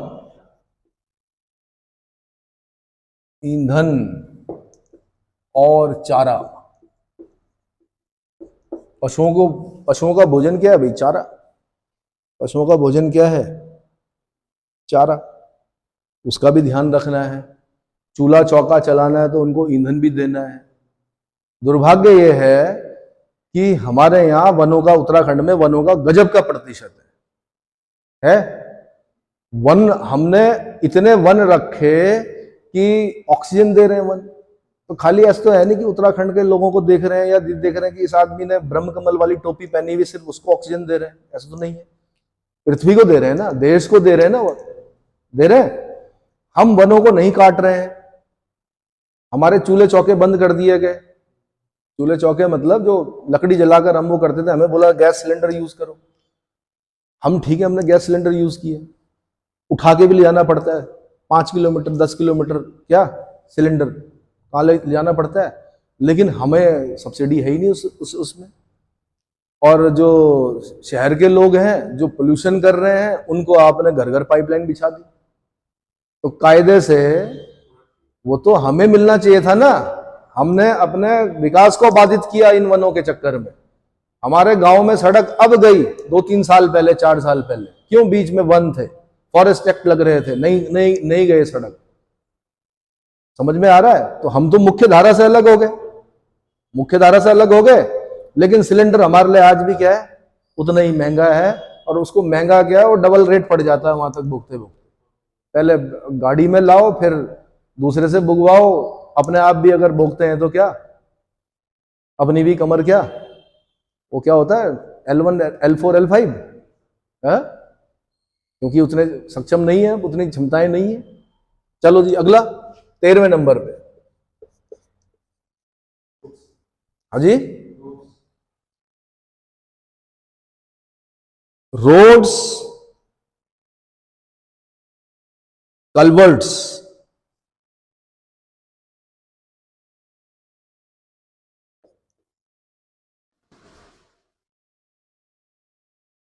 स्पेलिंग है कल्वर्ट्स, CULVERTS, पुलिया बोलते हैं जिसको। गांव में हम ये 6 लेन नहीं बनानी है, पर इतनी बनानी है कि गांव के लोग जा सकें। रोड्स, कल्वर्ट्स, उसके अलावा ब्रिजेस। ब्रिजेस भी कोई बहुत बड़े, हावड़ा ब्रिज नहीं बनाना है, हावड़ा ब्रिज नहीं बना सकती पंचायत, लेकिन ब्रिजेस मतलब यार अगर कहीं गधेरा है तो उसे पार करने के लिए कम से कम क्या, एक पुल तो हो, ठीक।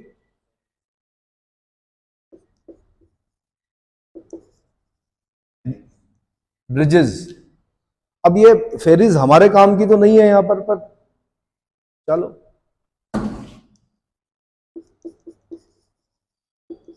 हमारे यहां नहीं चलती फेरीज। और वाटरवेज,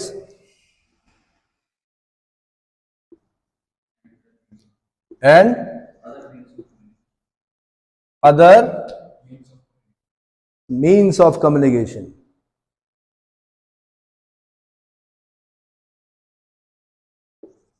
मीन्स ऑफ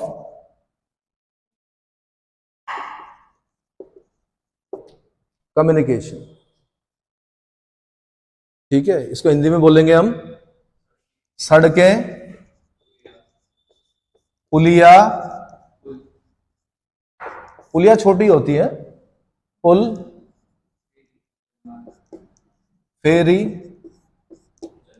जलमार्ग और अन्य संचार साधन। संचार साधन, अन्य संचार साधन। लेकिन मनुष्य, मैंने कहा नहीं, बड़ा क्या है, सिर्फ अपना हित देखता है। राज्य का निर्माण हुआ, बोला था राजधानी गैरसैंण ले जाओ, कहां बना दी, देहरादून। इतना बर्डन हो गया देहरादून पे कि ब्लास्ट हो रहा है, जिसे बोलते नहीं, ब्लास्ट मतलब बरसात में देख लो, हाँ जी, बस विकास को वहां ले जाना था, इसलिए राज्य का निर्माण हुआ था। जो धारणा थी राज्य निर्माण की वो ये थी कि विकास को वहां तक पहुंचाना था। ऐसा नहीं कि विकास योजनाएं नहीं चलती थी, मैंने कहा चलती थी, थोड़ा ये ऊपर ये चढ़कर चढ़ाई में हाँपती थी और फिर थोड़ा आगे जाके मर जाती थी। इसलिए बोला गया था, उत्तर प्रदेश बुरा थोड़े था, लेकिन इसलिए बोला गया भाई विकास नहीं पहुंच रहा था ऊपर। और विकास कब पहुंचता है, हिमाचल देखिए ना आप, उसकी राजधानी कहां है, शिमला में है। तो शिमला क्या मैदानी इलाका है? पौंटा साहब क्यों नहीं बनाया हिमाचल वालों ने, अपनी राजधानी पौंटा साहब बनाते, बढ़िया, सब लोग जितने भी ब्यूरोक्रेट, जितने भी मंत्री संतरी सब पौंटा में रहते, क्योंकि पहाड़ पे तो खतरा बना रहता ना हर समय। उस खतरे से बचने के लिए सबके सब कहां बैठ गए, देहरादून। सड़कें, पुलिया, पुल, फेरी, जलमार्ग, अन्य संचार साधन। भाई अगला 14वें नंबर पे जो हमने लिखना है, देखो मैं उत्तराखंड को आपको इसलिए कर रहा हूं, उत्तराखंड पीछे से आपने देना, उन भावनाओं को भी समझना। उन भावनाओं को आप तभी समझोगे जब आप घूमोगे उत्तराखंड में। यहां पर बैठकर या सचिवालय में बैठकर योजना बनाने से नहीं काम चलता है। आप जब भ्रमण करोगे तब आपकी समझ में आएगा कि उत्तराखंड वास्तव में क्या। आजकल बरसात में जाके देखो, है ना, बरसात में जाके देखो, अपने आप पता चल जाएगा। अगला क्या है भाई, नॉन कन्वेंशनल एनर्जी सोर्सेस, हाँ जी, अगला रूरल, हाँ, रूरल इलेक्ट्रिफिकेशन। 14वें नंबर पे जो है वो क्या है,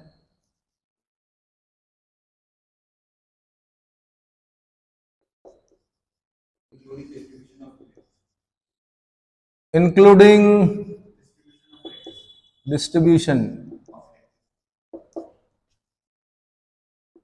डिस्ट्रीब्यूशन ऑफ इलेक्ट्रिसिटी।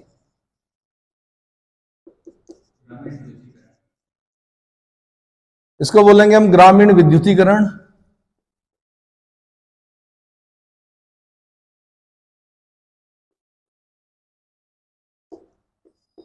जिसके अंतर्गत विद्युत का वितरण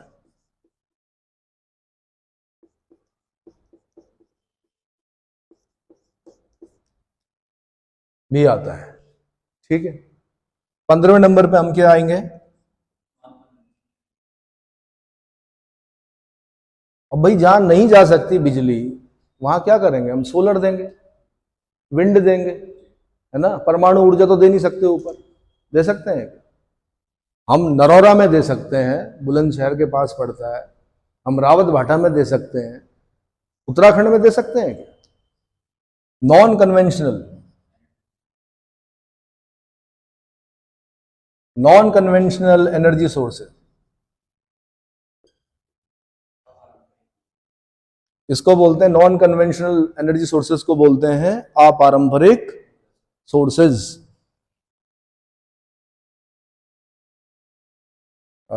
गैर परंपरागत, अपारंपरिक भी बोल सकते हैं, गैर परंपरागत भी बोल सकते हैं। गैर परंपरागत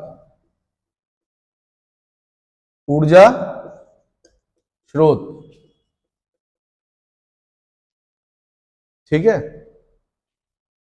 एक हमने ऊपर पढ़ा था लघु उद्योग, उसमें घराट है, घराट को लघु उद्योग का दर्जा दिया गया है ना। उरेडा है हमारे यहाँ पर, क्या होती है उरेडा की फुल फॉर्म? एक होता नरेडा, एक होता उरेडा, नाम सुने हो? अरे नरेडा उरेडा सुना है, उरेडा की फुल फॉर्म बताइए।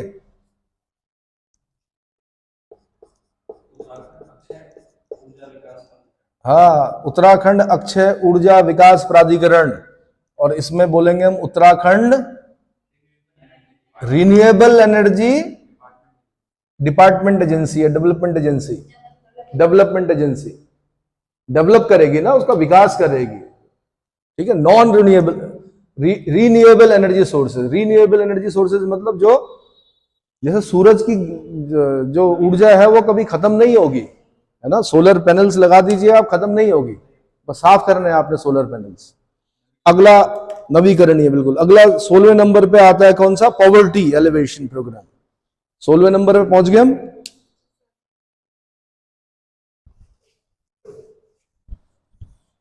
ये याद करने हैं, ये इसलिए लिखा रहा हूं मैं।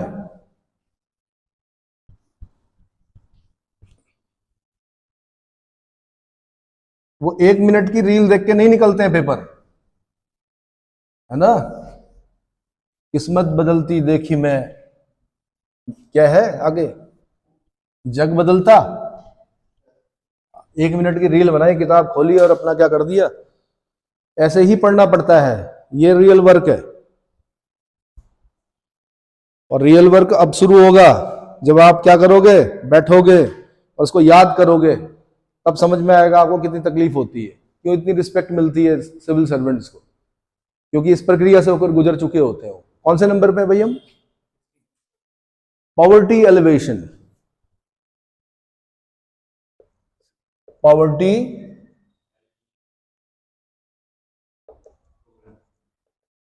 Elevation programme.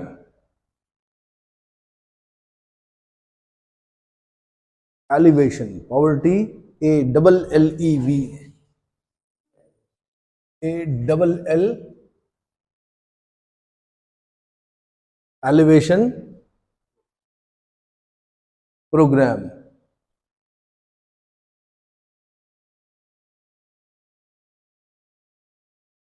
Poverty alleviation programme. गरीबी की परिभाषा पढ़नी पड़ेगी आपको, यहां पर सब पढ़ना पड़ेगा। गरीबी, गरीब कौन है, गरीबी रेखा क्या है, गरीबी रेखा के लिए कौन कौन से क्या बनी कमेटी और आयोग बने अभी तक, क्या कहा उन्होंने, कौन गरीबी बिलो पॉवर्टी लाइन कौन कौन है, कौन नहीं है ना। तो पॉवर्टी एलिवेशन प्रोग्राम यानी गरीबी उन्मूलन कार्यक्रम, गरीबी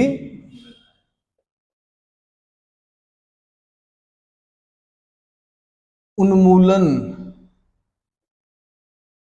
कार्यक्रम। राइटिंग में मत जाना भाई, बहुत ऊपर है, आप बोलना पड़ता है, क्या करें। पेज की राइटिंग अलग होती है, बोर्ड की अलग होती है।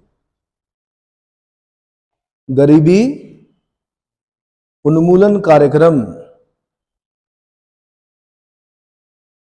उसके बाद 17वें नंबर पर एजुकेशन। एजुकेशन इंक्लूडिंग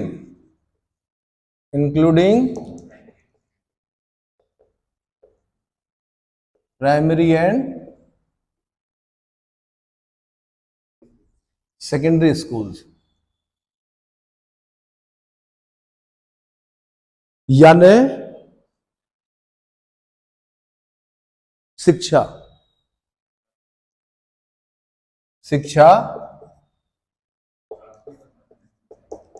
प्राथमिक और माध्यमिक विद्यालय जिसके अंतर्गत आ रहे हैं, है ना। शिक्षा सबसे इंपॉर्टेंट चीज क्या, ग्रामों की शिक्षा। दो भारत रहते हैं इस देश में शिक्षा के क्षेत्र में, अगर हम देखें तो एक हायर लेवल पे जो पढ़ रहे हैं, एक जो जिनके पास बैठने के लिए टाट पट्टी नहीं है। ठीक है, अगला 18वें नंबर पर टेक्निकल ट्रेनिंग।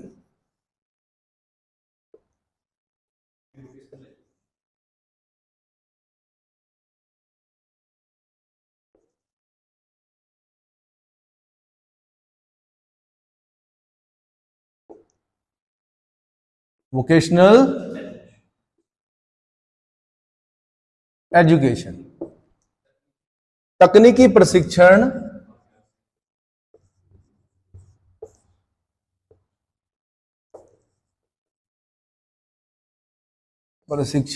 और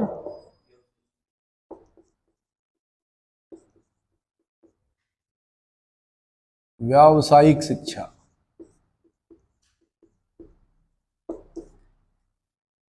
व्यावसायिक शिक्षा।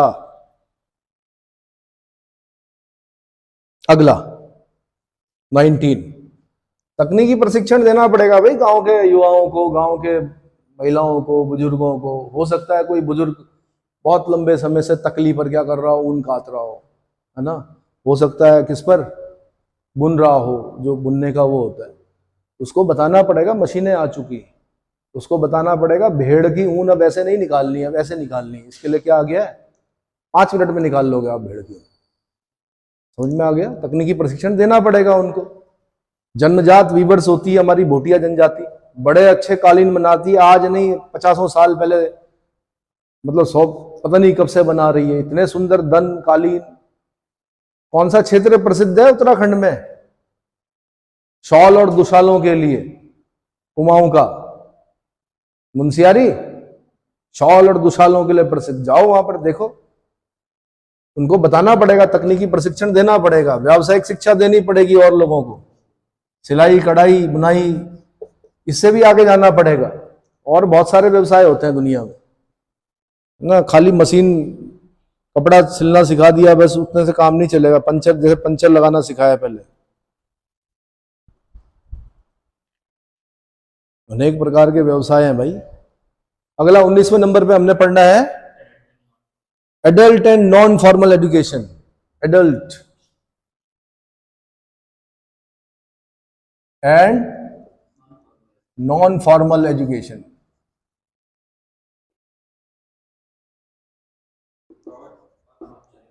प्रौढ़ और अनौपचारिक शिक्षा।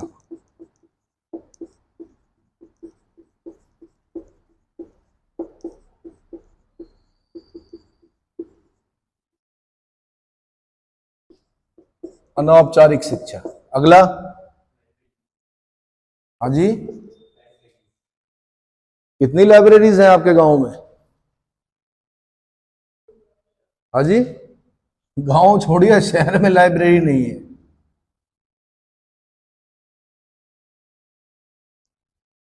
हाँ जी, लाइब्रेरीज लाइब्रेरीज अगर हो जाएंगी तो शिक्षित हो जाएगा ना व्यक्ति, शिक्षित हो जाएगा तो दिक्कत होगी भाई। पुस्तकालय क्या बोलते हैं इनको, पुस्तकालय। कितने पुस्तकालय हैं? देहरादून में है, शिक्षा विभाग का पुस्तकालय है, बच्चे जाते हैं वहां अपना टाइम बिताते हैं, पूरा दिन वहां अपना लंच बॉक्स लेके जाते हैं, वहां बैठ के पढ़ते हैं, बड़ी शालीनता से पढ़ते हैं। कई प्रकार के अखबार होते हैं, कई प्रकार की मैगजीन्स होती हैं, किताबें होती हैं, रजिस्टर पे अपना एंट्री करानी है, उसका किताब लीजिए, पढ़िए, फिर वहीं पर रखिए। नहीं है समझ में, अपने नोट्स बनाइए, फिर घर में जाकर उनको याद कीजिए। एक जगह वो है जहां अखबार ही नहीं पहुंच रहा, 3 दिन बाद पहुंच रहा अखबार, है ना। तो जब थर्ड वर्ल्ड कंट्री हो गया वो, तो तीसरी दुनिया के देश हो गए वो लोग, जहां तक अखबार पहुंच ही नहीं रहा। आज का अखबार 3 दिन बाद पहुंच रहा, तो सोचो कैसे होगा फिर, पहुंचाना किसकी जिम्मेदारी है?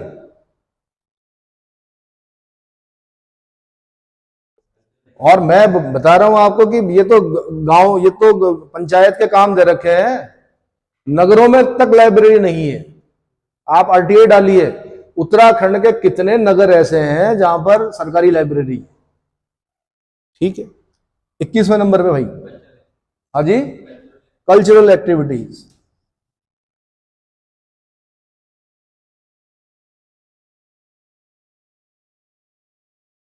उत्तराखंड के गांधी थे हमारे इंद्रमणि बडोनी जी, केदार नृत्य के सिद्ध हस्त थे। किसके थे? चौफुला, चौफुला नृत्य के या केदार नृत्य के? केदार नृत्य किसे कहा जाता है, चेक कीजिए जरा। चौफुला नृत्य के क्या थे? सिद्ध हस्त। कल्चरल एक्टिविटीज मतलब सांस्कृतिक कार्यक्रम।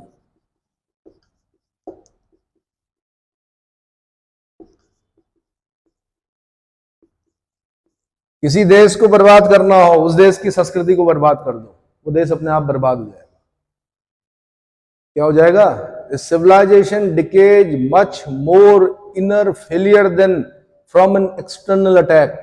किसी देश की आंतरिक संस्कृति को समाप्त कर दीजिए, बाह्य आक्रमण करने की आवश्यकता ही नहीं है। बाह्य आक्रमणों से कोई देश उतना बर्बाद नहीं होता जितना कि उस देश की संस्कृति को क्या करके, नष्ट करके किया जा सकता है, ठीक है। तो कल्चरल एक्टिविटीज भी जरूरी है, अपना अपना कल्चर बचाना भी बहुत जरूरी है। देख रहे होंगे आप समाज में क्या चल रहा है, क्या चल रहा है भाई?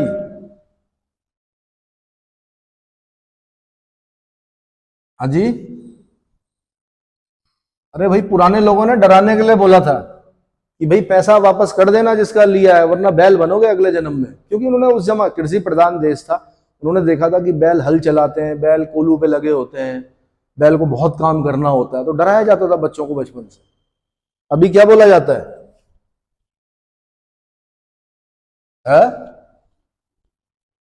अभी चारवाक का दर्शन पढ़ाया जा रहा है, यावत जीवेत सुखम जीवेत, कृतम ऋणवा घृतम पिबेत, भस्मीभूतस्य देहस्य पुनरम जन्म कुता। Life is ice cream, enjoy before melt. चाहे दूसरे का पैसा खाकर क्या किया जाए, एंजॉय किया जाए, यही तो बताया जा रहा है।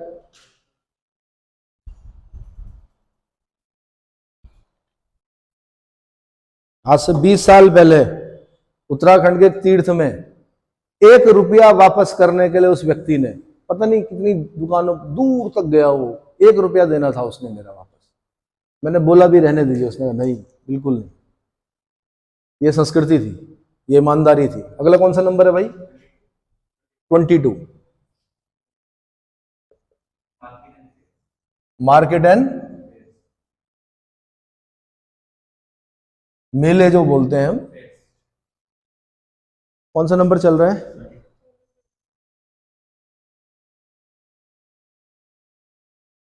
बाजार और मेले ना।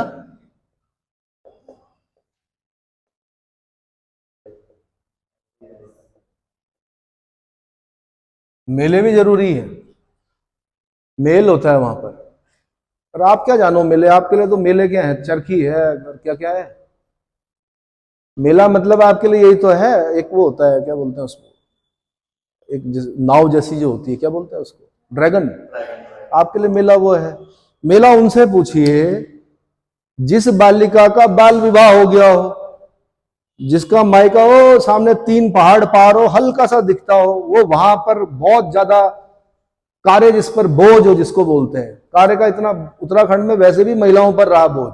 आप बोल रहे हो ना पलायन हो गया, ये महिलाओं का विद्रोह है एक प्रकार का। पलायन जो है ना, विद्रोह कर दिया उन्होंने अब कि अब नहीं भैया, अब इससे ज्यादा नहीं सहेंगे। तो वो बालिका छोटी है, 9 साल में शादी हो गई, ठीक है। सास भी उस जमाने में फिर वैसी हुआ करती थी, बताते हैं बहुत काम निभाया जाता था। काम कर रही हैं, रो रही हैं, खुदेड़ गीत गा रही हैं, पता नहीं क्या क्या हो रहा है। फिर तब जाके पता चल रहा है कि गौचर का मेला लगा है। वहां पे क्या होगा, क्या होगा भाई, वहां पे माता जी भी आएंगे और पिताजी भी आएंगे, है ना। कौन कौन आएंगे, माता जी और पिताजी आएंगे, भाई भी आएंगी, बहनें भी आएंगी। अच्छा, दूसरी बहन फिर दूसरे पहाड़ पर है, तीसरी बहन तीसरे पहाड़ पर है, तब वो सब मिलेंगे, है ना। तब क्या होगा, बोलो, अपने सारे गहने पहन के आएंगी, फिर रोएंगे, वो मेल होगा। हेल्थ, अगला क्या है भाई, health and sanitation. Health and sanitation, health and sanitation.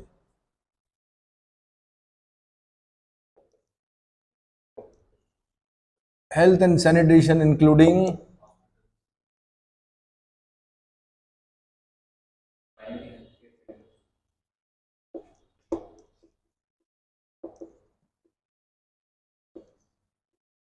Health care centre है आपके गांव में? अरे हेल्थ केयर सेंटर है आपके गांव में? Health care centres and dispensaries, dispensaries जहां पर क्या मिलती हैं, दवाइयां, हैं आपके गांव में? प्रधान से पूछो, अपने अपने विलेज डेवलपमेंट ऑफिसर से पूछो।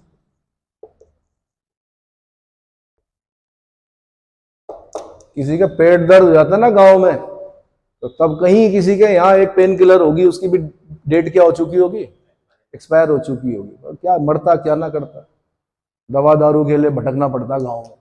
बच्चे की तबीयत खराब हो जाए तो, किसी की आंख में कुछ चला जाए तो कोई उपचार नहीं है, दूर दूर तक नीचे लाना पड़ता है। नीचे वाला बोलता आगे जाओ, आगे वाला बोलता और आगे जाओ, और आगे वाला बोलता वहां जाओ, कहाँ, एम्स जाओ, कहाँ जाओ,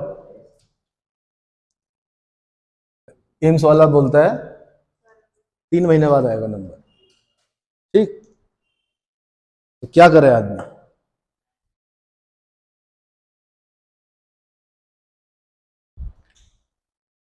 क्या एम्स ऋषिकेश में होना चाहिए था?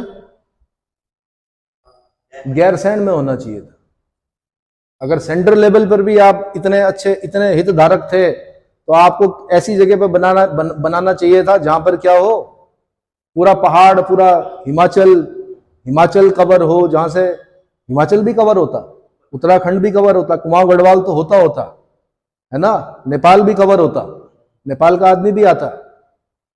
समझ में आया? अगला ये हिंदी में बताएंगे भाई, स्वास्थ्य, स्वास्थ्य,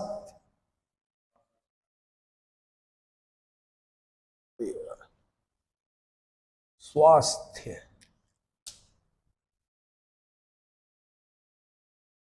स्वास्थ्य और स्वच्छता, स्वास्थ्य और स्वच्छता, स्वास्थ्य और स्वच्छता, जिनके अंतर्गत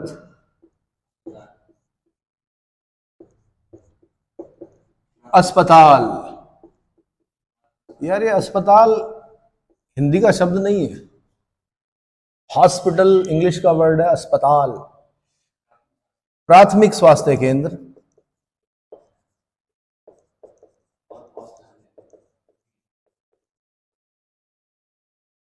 बोलना सीखिए भाई,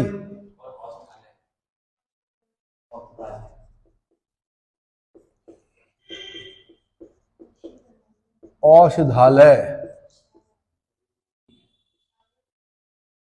औषधालय, औषधालय, बोलना सीखिए। आपके पास एक अस्त्र है, मोबाइल। अभी रुद्रप्रयाग में एक बहन ने क्या किया, पूरे सिस्टम को क्या कर दिया, हिला दिया एक रील ने, है ना। उन्होंने अपनी क्या बोली में पूरी पोल खोल दी, किसकी, स्वास्थ्य विभाग। जहां पे गलत हो रहा बोलिए, रील बनाइए, कोई दिक्कत नहीं, डांस वांस करने से नहीं होगा। जहां पर भी भ्रष्टाचार दिखता है वहां पर रील बनाकर डाल दीजिए। पूरा महकमा हिल गया उसकी एक बात से। कौन थी वो, हिमपुत्री थी भाई। 3 दिन से चक्कर काट रही थी, तीसरे दिन जब गुस्सा फूटा, बस आज सफाई दे रहे हैं सब।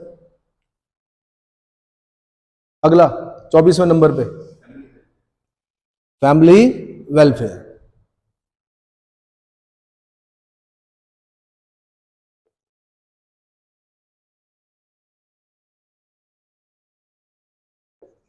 परिवार कल्याण,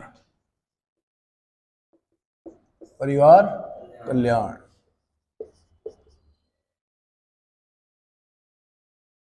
हम दो हमारे दो, परिवार नियोजन कार्यक्रम चला, रेड ट्राइंगल, हम दो हमारे दो। गलतियां अब कैसे होती है मैं बताता हूं। हम दो हमारे दो में एक मम्मी दिखा दिए, एक मम्मी दिखा दी, एक पापा दिखा दिए, 2 बच्चे दिखा दिए, एक लड़का दिखा दिया, एक लड़की दिखा दी।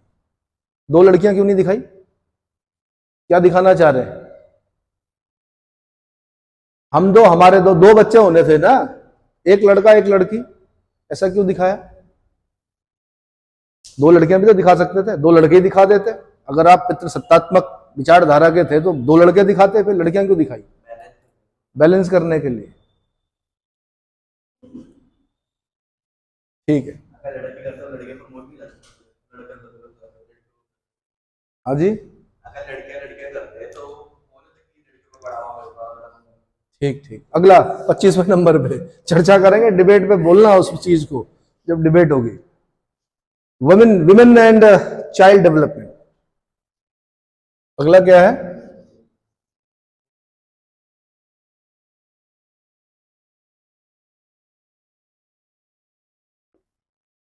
प्रश्न जरूर पूछना कि विमेन और चाइल्ड डेवलपमेंट के लिए क्या किया प्रधान जी आपने।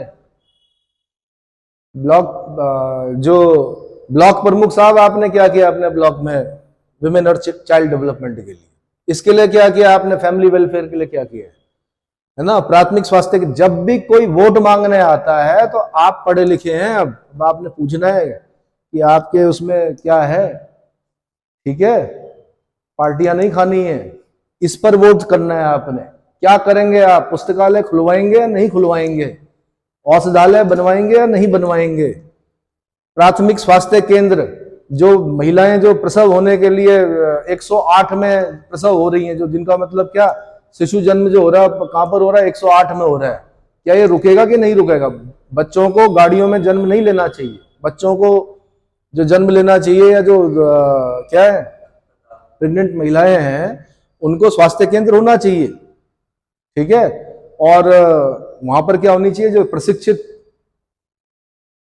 पहले दाई होती थी लेकिन अब प्रशिक्षित जो लोग होते हैं उनको क्या बोला जाता है भाई, आशा कार्यकर्ता होनी चाहिए। क्या होना चाहिए वहां पर, आशा कार्यकर्ता होनी चाहिए, ठीक है। स्वच्छता का ध्यान होना चाहिए गांव में, क्या होना चाहिए, स्वच्छता का गांव। कभी जाना गांव का भ्रमण करना, एक क्षेत्र ऐसा होगा जहां बस, अब तो खैर ओपन डेफिकेशन जो है वो खत्म कर दिया गया, लेकिन पहले गांव की स्थिति बड़ी बुरी थी। चलो जी, खुले में शौच गांव का एक नियम था, ठीक है। उसको फिर धीरे धीरे नई सरकारों ने क्या किया, शौचालयों का निर्माण करवाया, प्रमोट किया, फिर भी देखना पड़ेगा कितने शौचालय हैं। विमेन एंड चाइल्ड डेवलपमेंट, महिला और बाल विकास भाई, पीसीएस होती है, अधिकारी महिला बाल विकास अधिकारी बनते हैं इसमें, ठीक है। महिला और बाल विकास,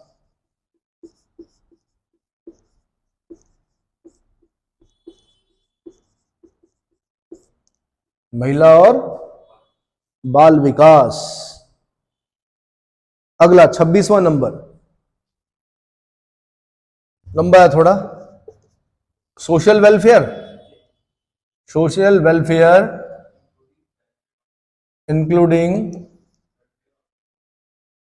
इंक्लूडिंग वेलफेयर ऑफ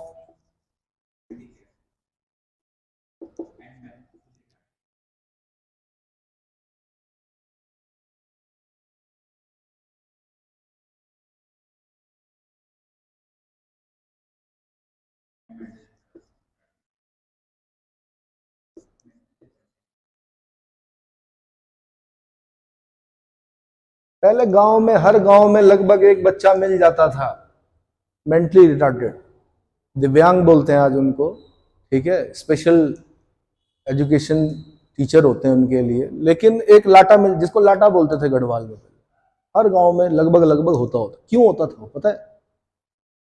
क्योंकि उसकी माँ पे काम का इतना बोझ था, इतना बोझ था कि उसका जब विकास हो रहा था कहाँ गर्भ में माता के, तो पूरी उसका ब्रेन का हो ही नहीं पाया, भोजन उस प्रकार से मिल ही नहीं पाया। आज तो फॉलिक एसिड और पता नहीं क्या क्या टैबलेट्स दी जा रही हैं, उस जमाने में थोड़े था। हर गांव में ऐसे मिलते थे, मेंटली रिटार्डेड बच्चे मिलते थे, हैंडीकैप मिलते थे, पोलियो हो जाता था, नहीं थी उस समय जानकारी, पोलियो ड्रॉप की जानकारी नहीं थी, ठीक है। अब तो खैर पोलियो मुक्त हो गया भारत, लेकिन मैंने कहा ऐसा होता था क्योंकि माता के गर्भ में माता पे जो बर्डन था, क्योंकि उसने क्या करना है, उस पर कितना बर्डन था। मैंने कहा पहाड़ का पानी, पहाड़ की जवानी पहाड़ के काम तो आई नहीं। पति चले गए कहाँ, फौज में, पत्नी रह गई, पत्नी ने खेती बाड़ी भी करनी है, धारे पनेरों से पानी भी लाना है, साथ में बैल भी है, गाय भी है, भैंस भी है, उनके लिए चारे की व्यवस्था भी करनी है, बूढ़े सास ससुर को भी देखना है और बच्चों को भी देखना है, और खाना भी बनाना है 3 टाइम का। ऐसा नहीं पूरा खाते थे यहाँ पहले से ही लोग, 3 टाइम का खाना भी बनाना है, पानी भी लाना है कहाँ से, धारों से, ठीक है। खेतों में पत्तल भी लाने हैं, वो गोबर जो इकट्ठा कर रखा उनके साथ मिला के कहाँ डालना है, खेतों में डालना है। ऑर्गेनिक फार्मिंग होती थी ना हमारे यहाँ। तो भाई इतना बर्डन होगा, और खासकर प्रेगनेंसी के टाइम पर तो मतलब ज्यादा कोई वो नहीं थी, दया नहीं थी। यानी प्रसव से एक दिन पहले तक महिलाएं काम करती हुई देखी, उस दिन तक काम करते हुए देखी गई उत्तराखंड में। ये पता है कि जी जंगल जा रहे थे, वहीं क्या हो गया, शिशु जन्म हो गया। अगला 27, ये हिंदी में बताइए भैया, एक बार हिंदी में कर लेते हैं इसको पहले। सोशल वेलफेयर इंक्लूडिंग, ये भी बता देता हूं मैं, समाज कल्याण, जिसके अंतर्गत समाज कल्याण, जिसके अंतर्गत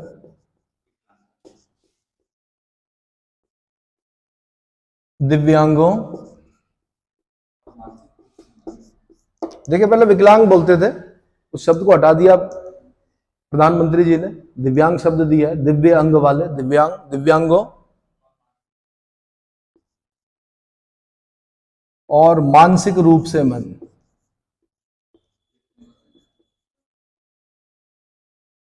से मंद व्यक्तियों का कल्याण।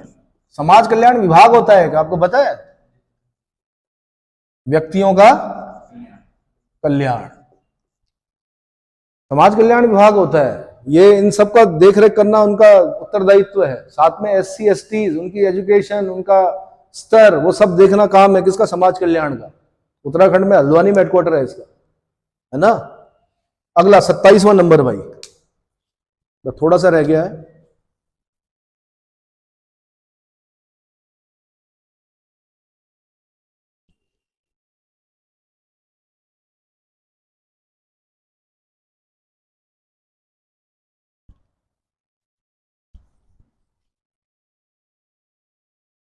लिटिल नॉलेज डेंजरस थिंग, अधूरा ज्ञान खतरनाक होता है हमेशा, इसलिए पूरा पढ़े भाई।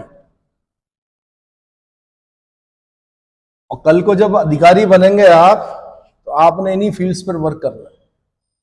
क्या करना है? कौन से नंबर पे हम? 27वां नंबर, बोलिए। Welfare of the,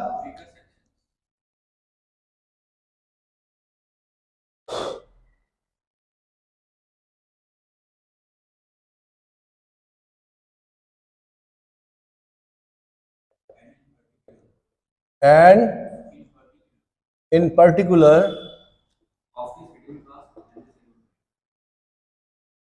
of the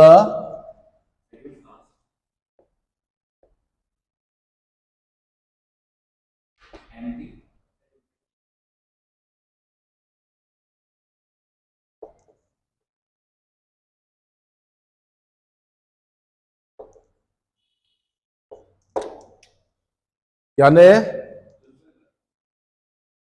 दुर्बल वर्गों का, welfare of the weaker section and in particular of the schedule caste and schedule tribe, दुर्बल वर्गों का और विशिष्टतया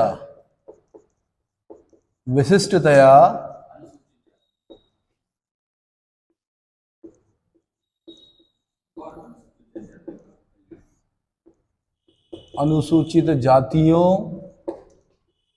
और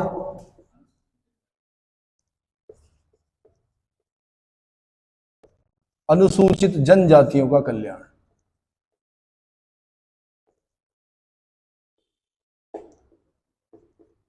आपके लिए क्वेश्चन है एक, कहां पर डेफिनेशन है अनुसूचित जाति और अनुसूचित जनजाति की? संविधान के किस आर्टिकल में अनुसूचित जातियों और अनुसूचित जनजातियों के बारे में बोला गया, ये बताना है आपको, ये प्रश्न है आपके लिए।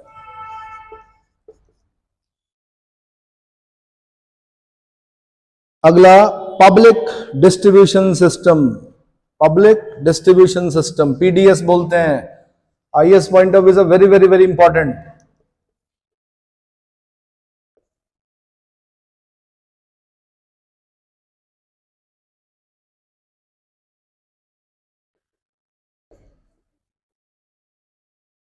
पब्लिक डिस्ट्रीब्यूशन सिस्टम यानी सार्वजनिक वितरण प्रणाली,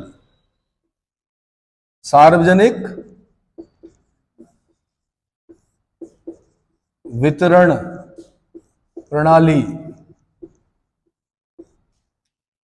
अरे भाई, राशन कार्ड होते हैं, कौन एपीएल होगा, कौन बीपीएल होगा, कैसे कैसे डिस्ट्रीब्यूट करना है। और जब कोरोना आया तो उस समय पीडीएस ने गजब की भूमिका निभाई, घर घर राशन पहुंचाया, वरना तो लोग मर जाते भूख से। तब हमारी भी समझ में आया कि पीडीएस को क्यों पढ़ाया जाता है यूपीएससी में इतनी गहराई से।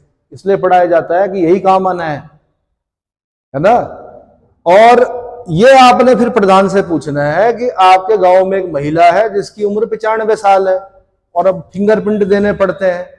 गांव रह गया ऊपर, राशन की दुकान रह गई नीचे, गाड़ी में बैठ के जाना पड़ता है, सिर पे लाना पड़ता है, गाड़ी के ऊपर लाना पड़ता है, रोड नहीं तो सिर पे लाना पड़ता है। वो 95 ईयर की महिला कैसे लेके आएगी, या वो 95 ईयर का जो बूढ़ा व्यक्ति है वो कैसे लेके आएगा?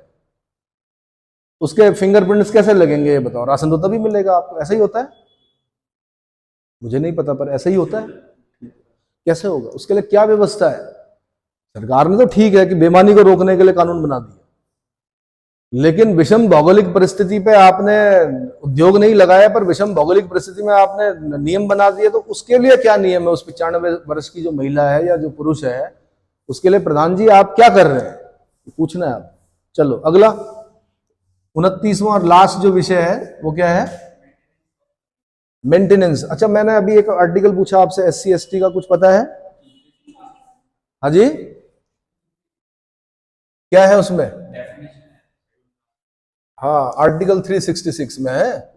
Article 366 definition of schedule caste and schedule tribe. और कोई आर्टिकल है?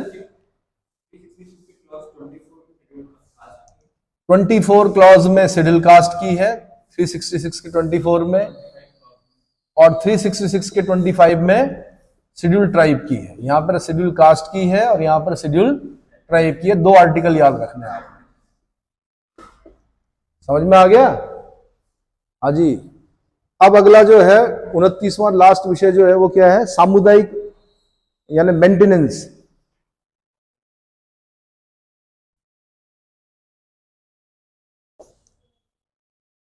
मेंटेनेंस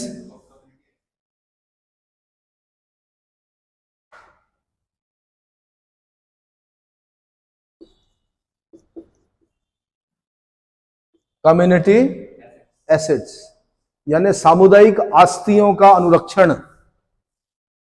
जी, सामुदायिक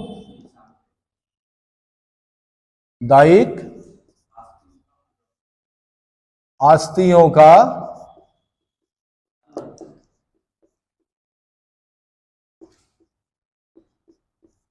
अनुरक्षण। कम्युनिटी एसेट्स को मेंटेन करके रखना है, कम्युनिटी एसेट्स को मेंटेन करके रखना है। इतना समझ में आ गया? इतना समझ में आया? टाइम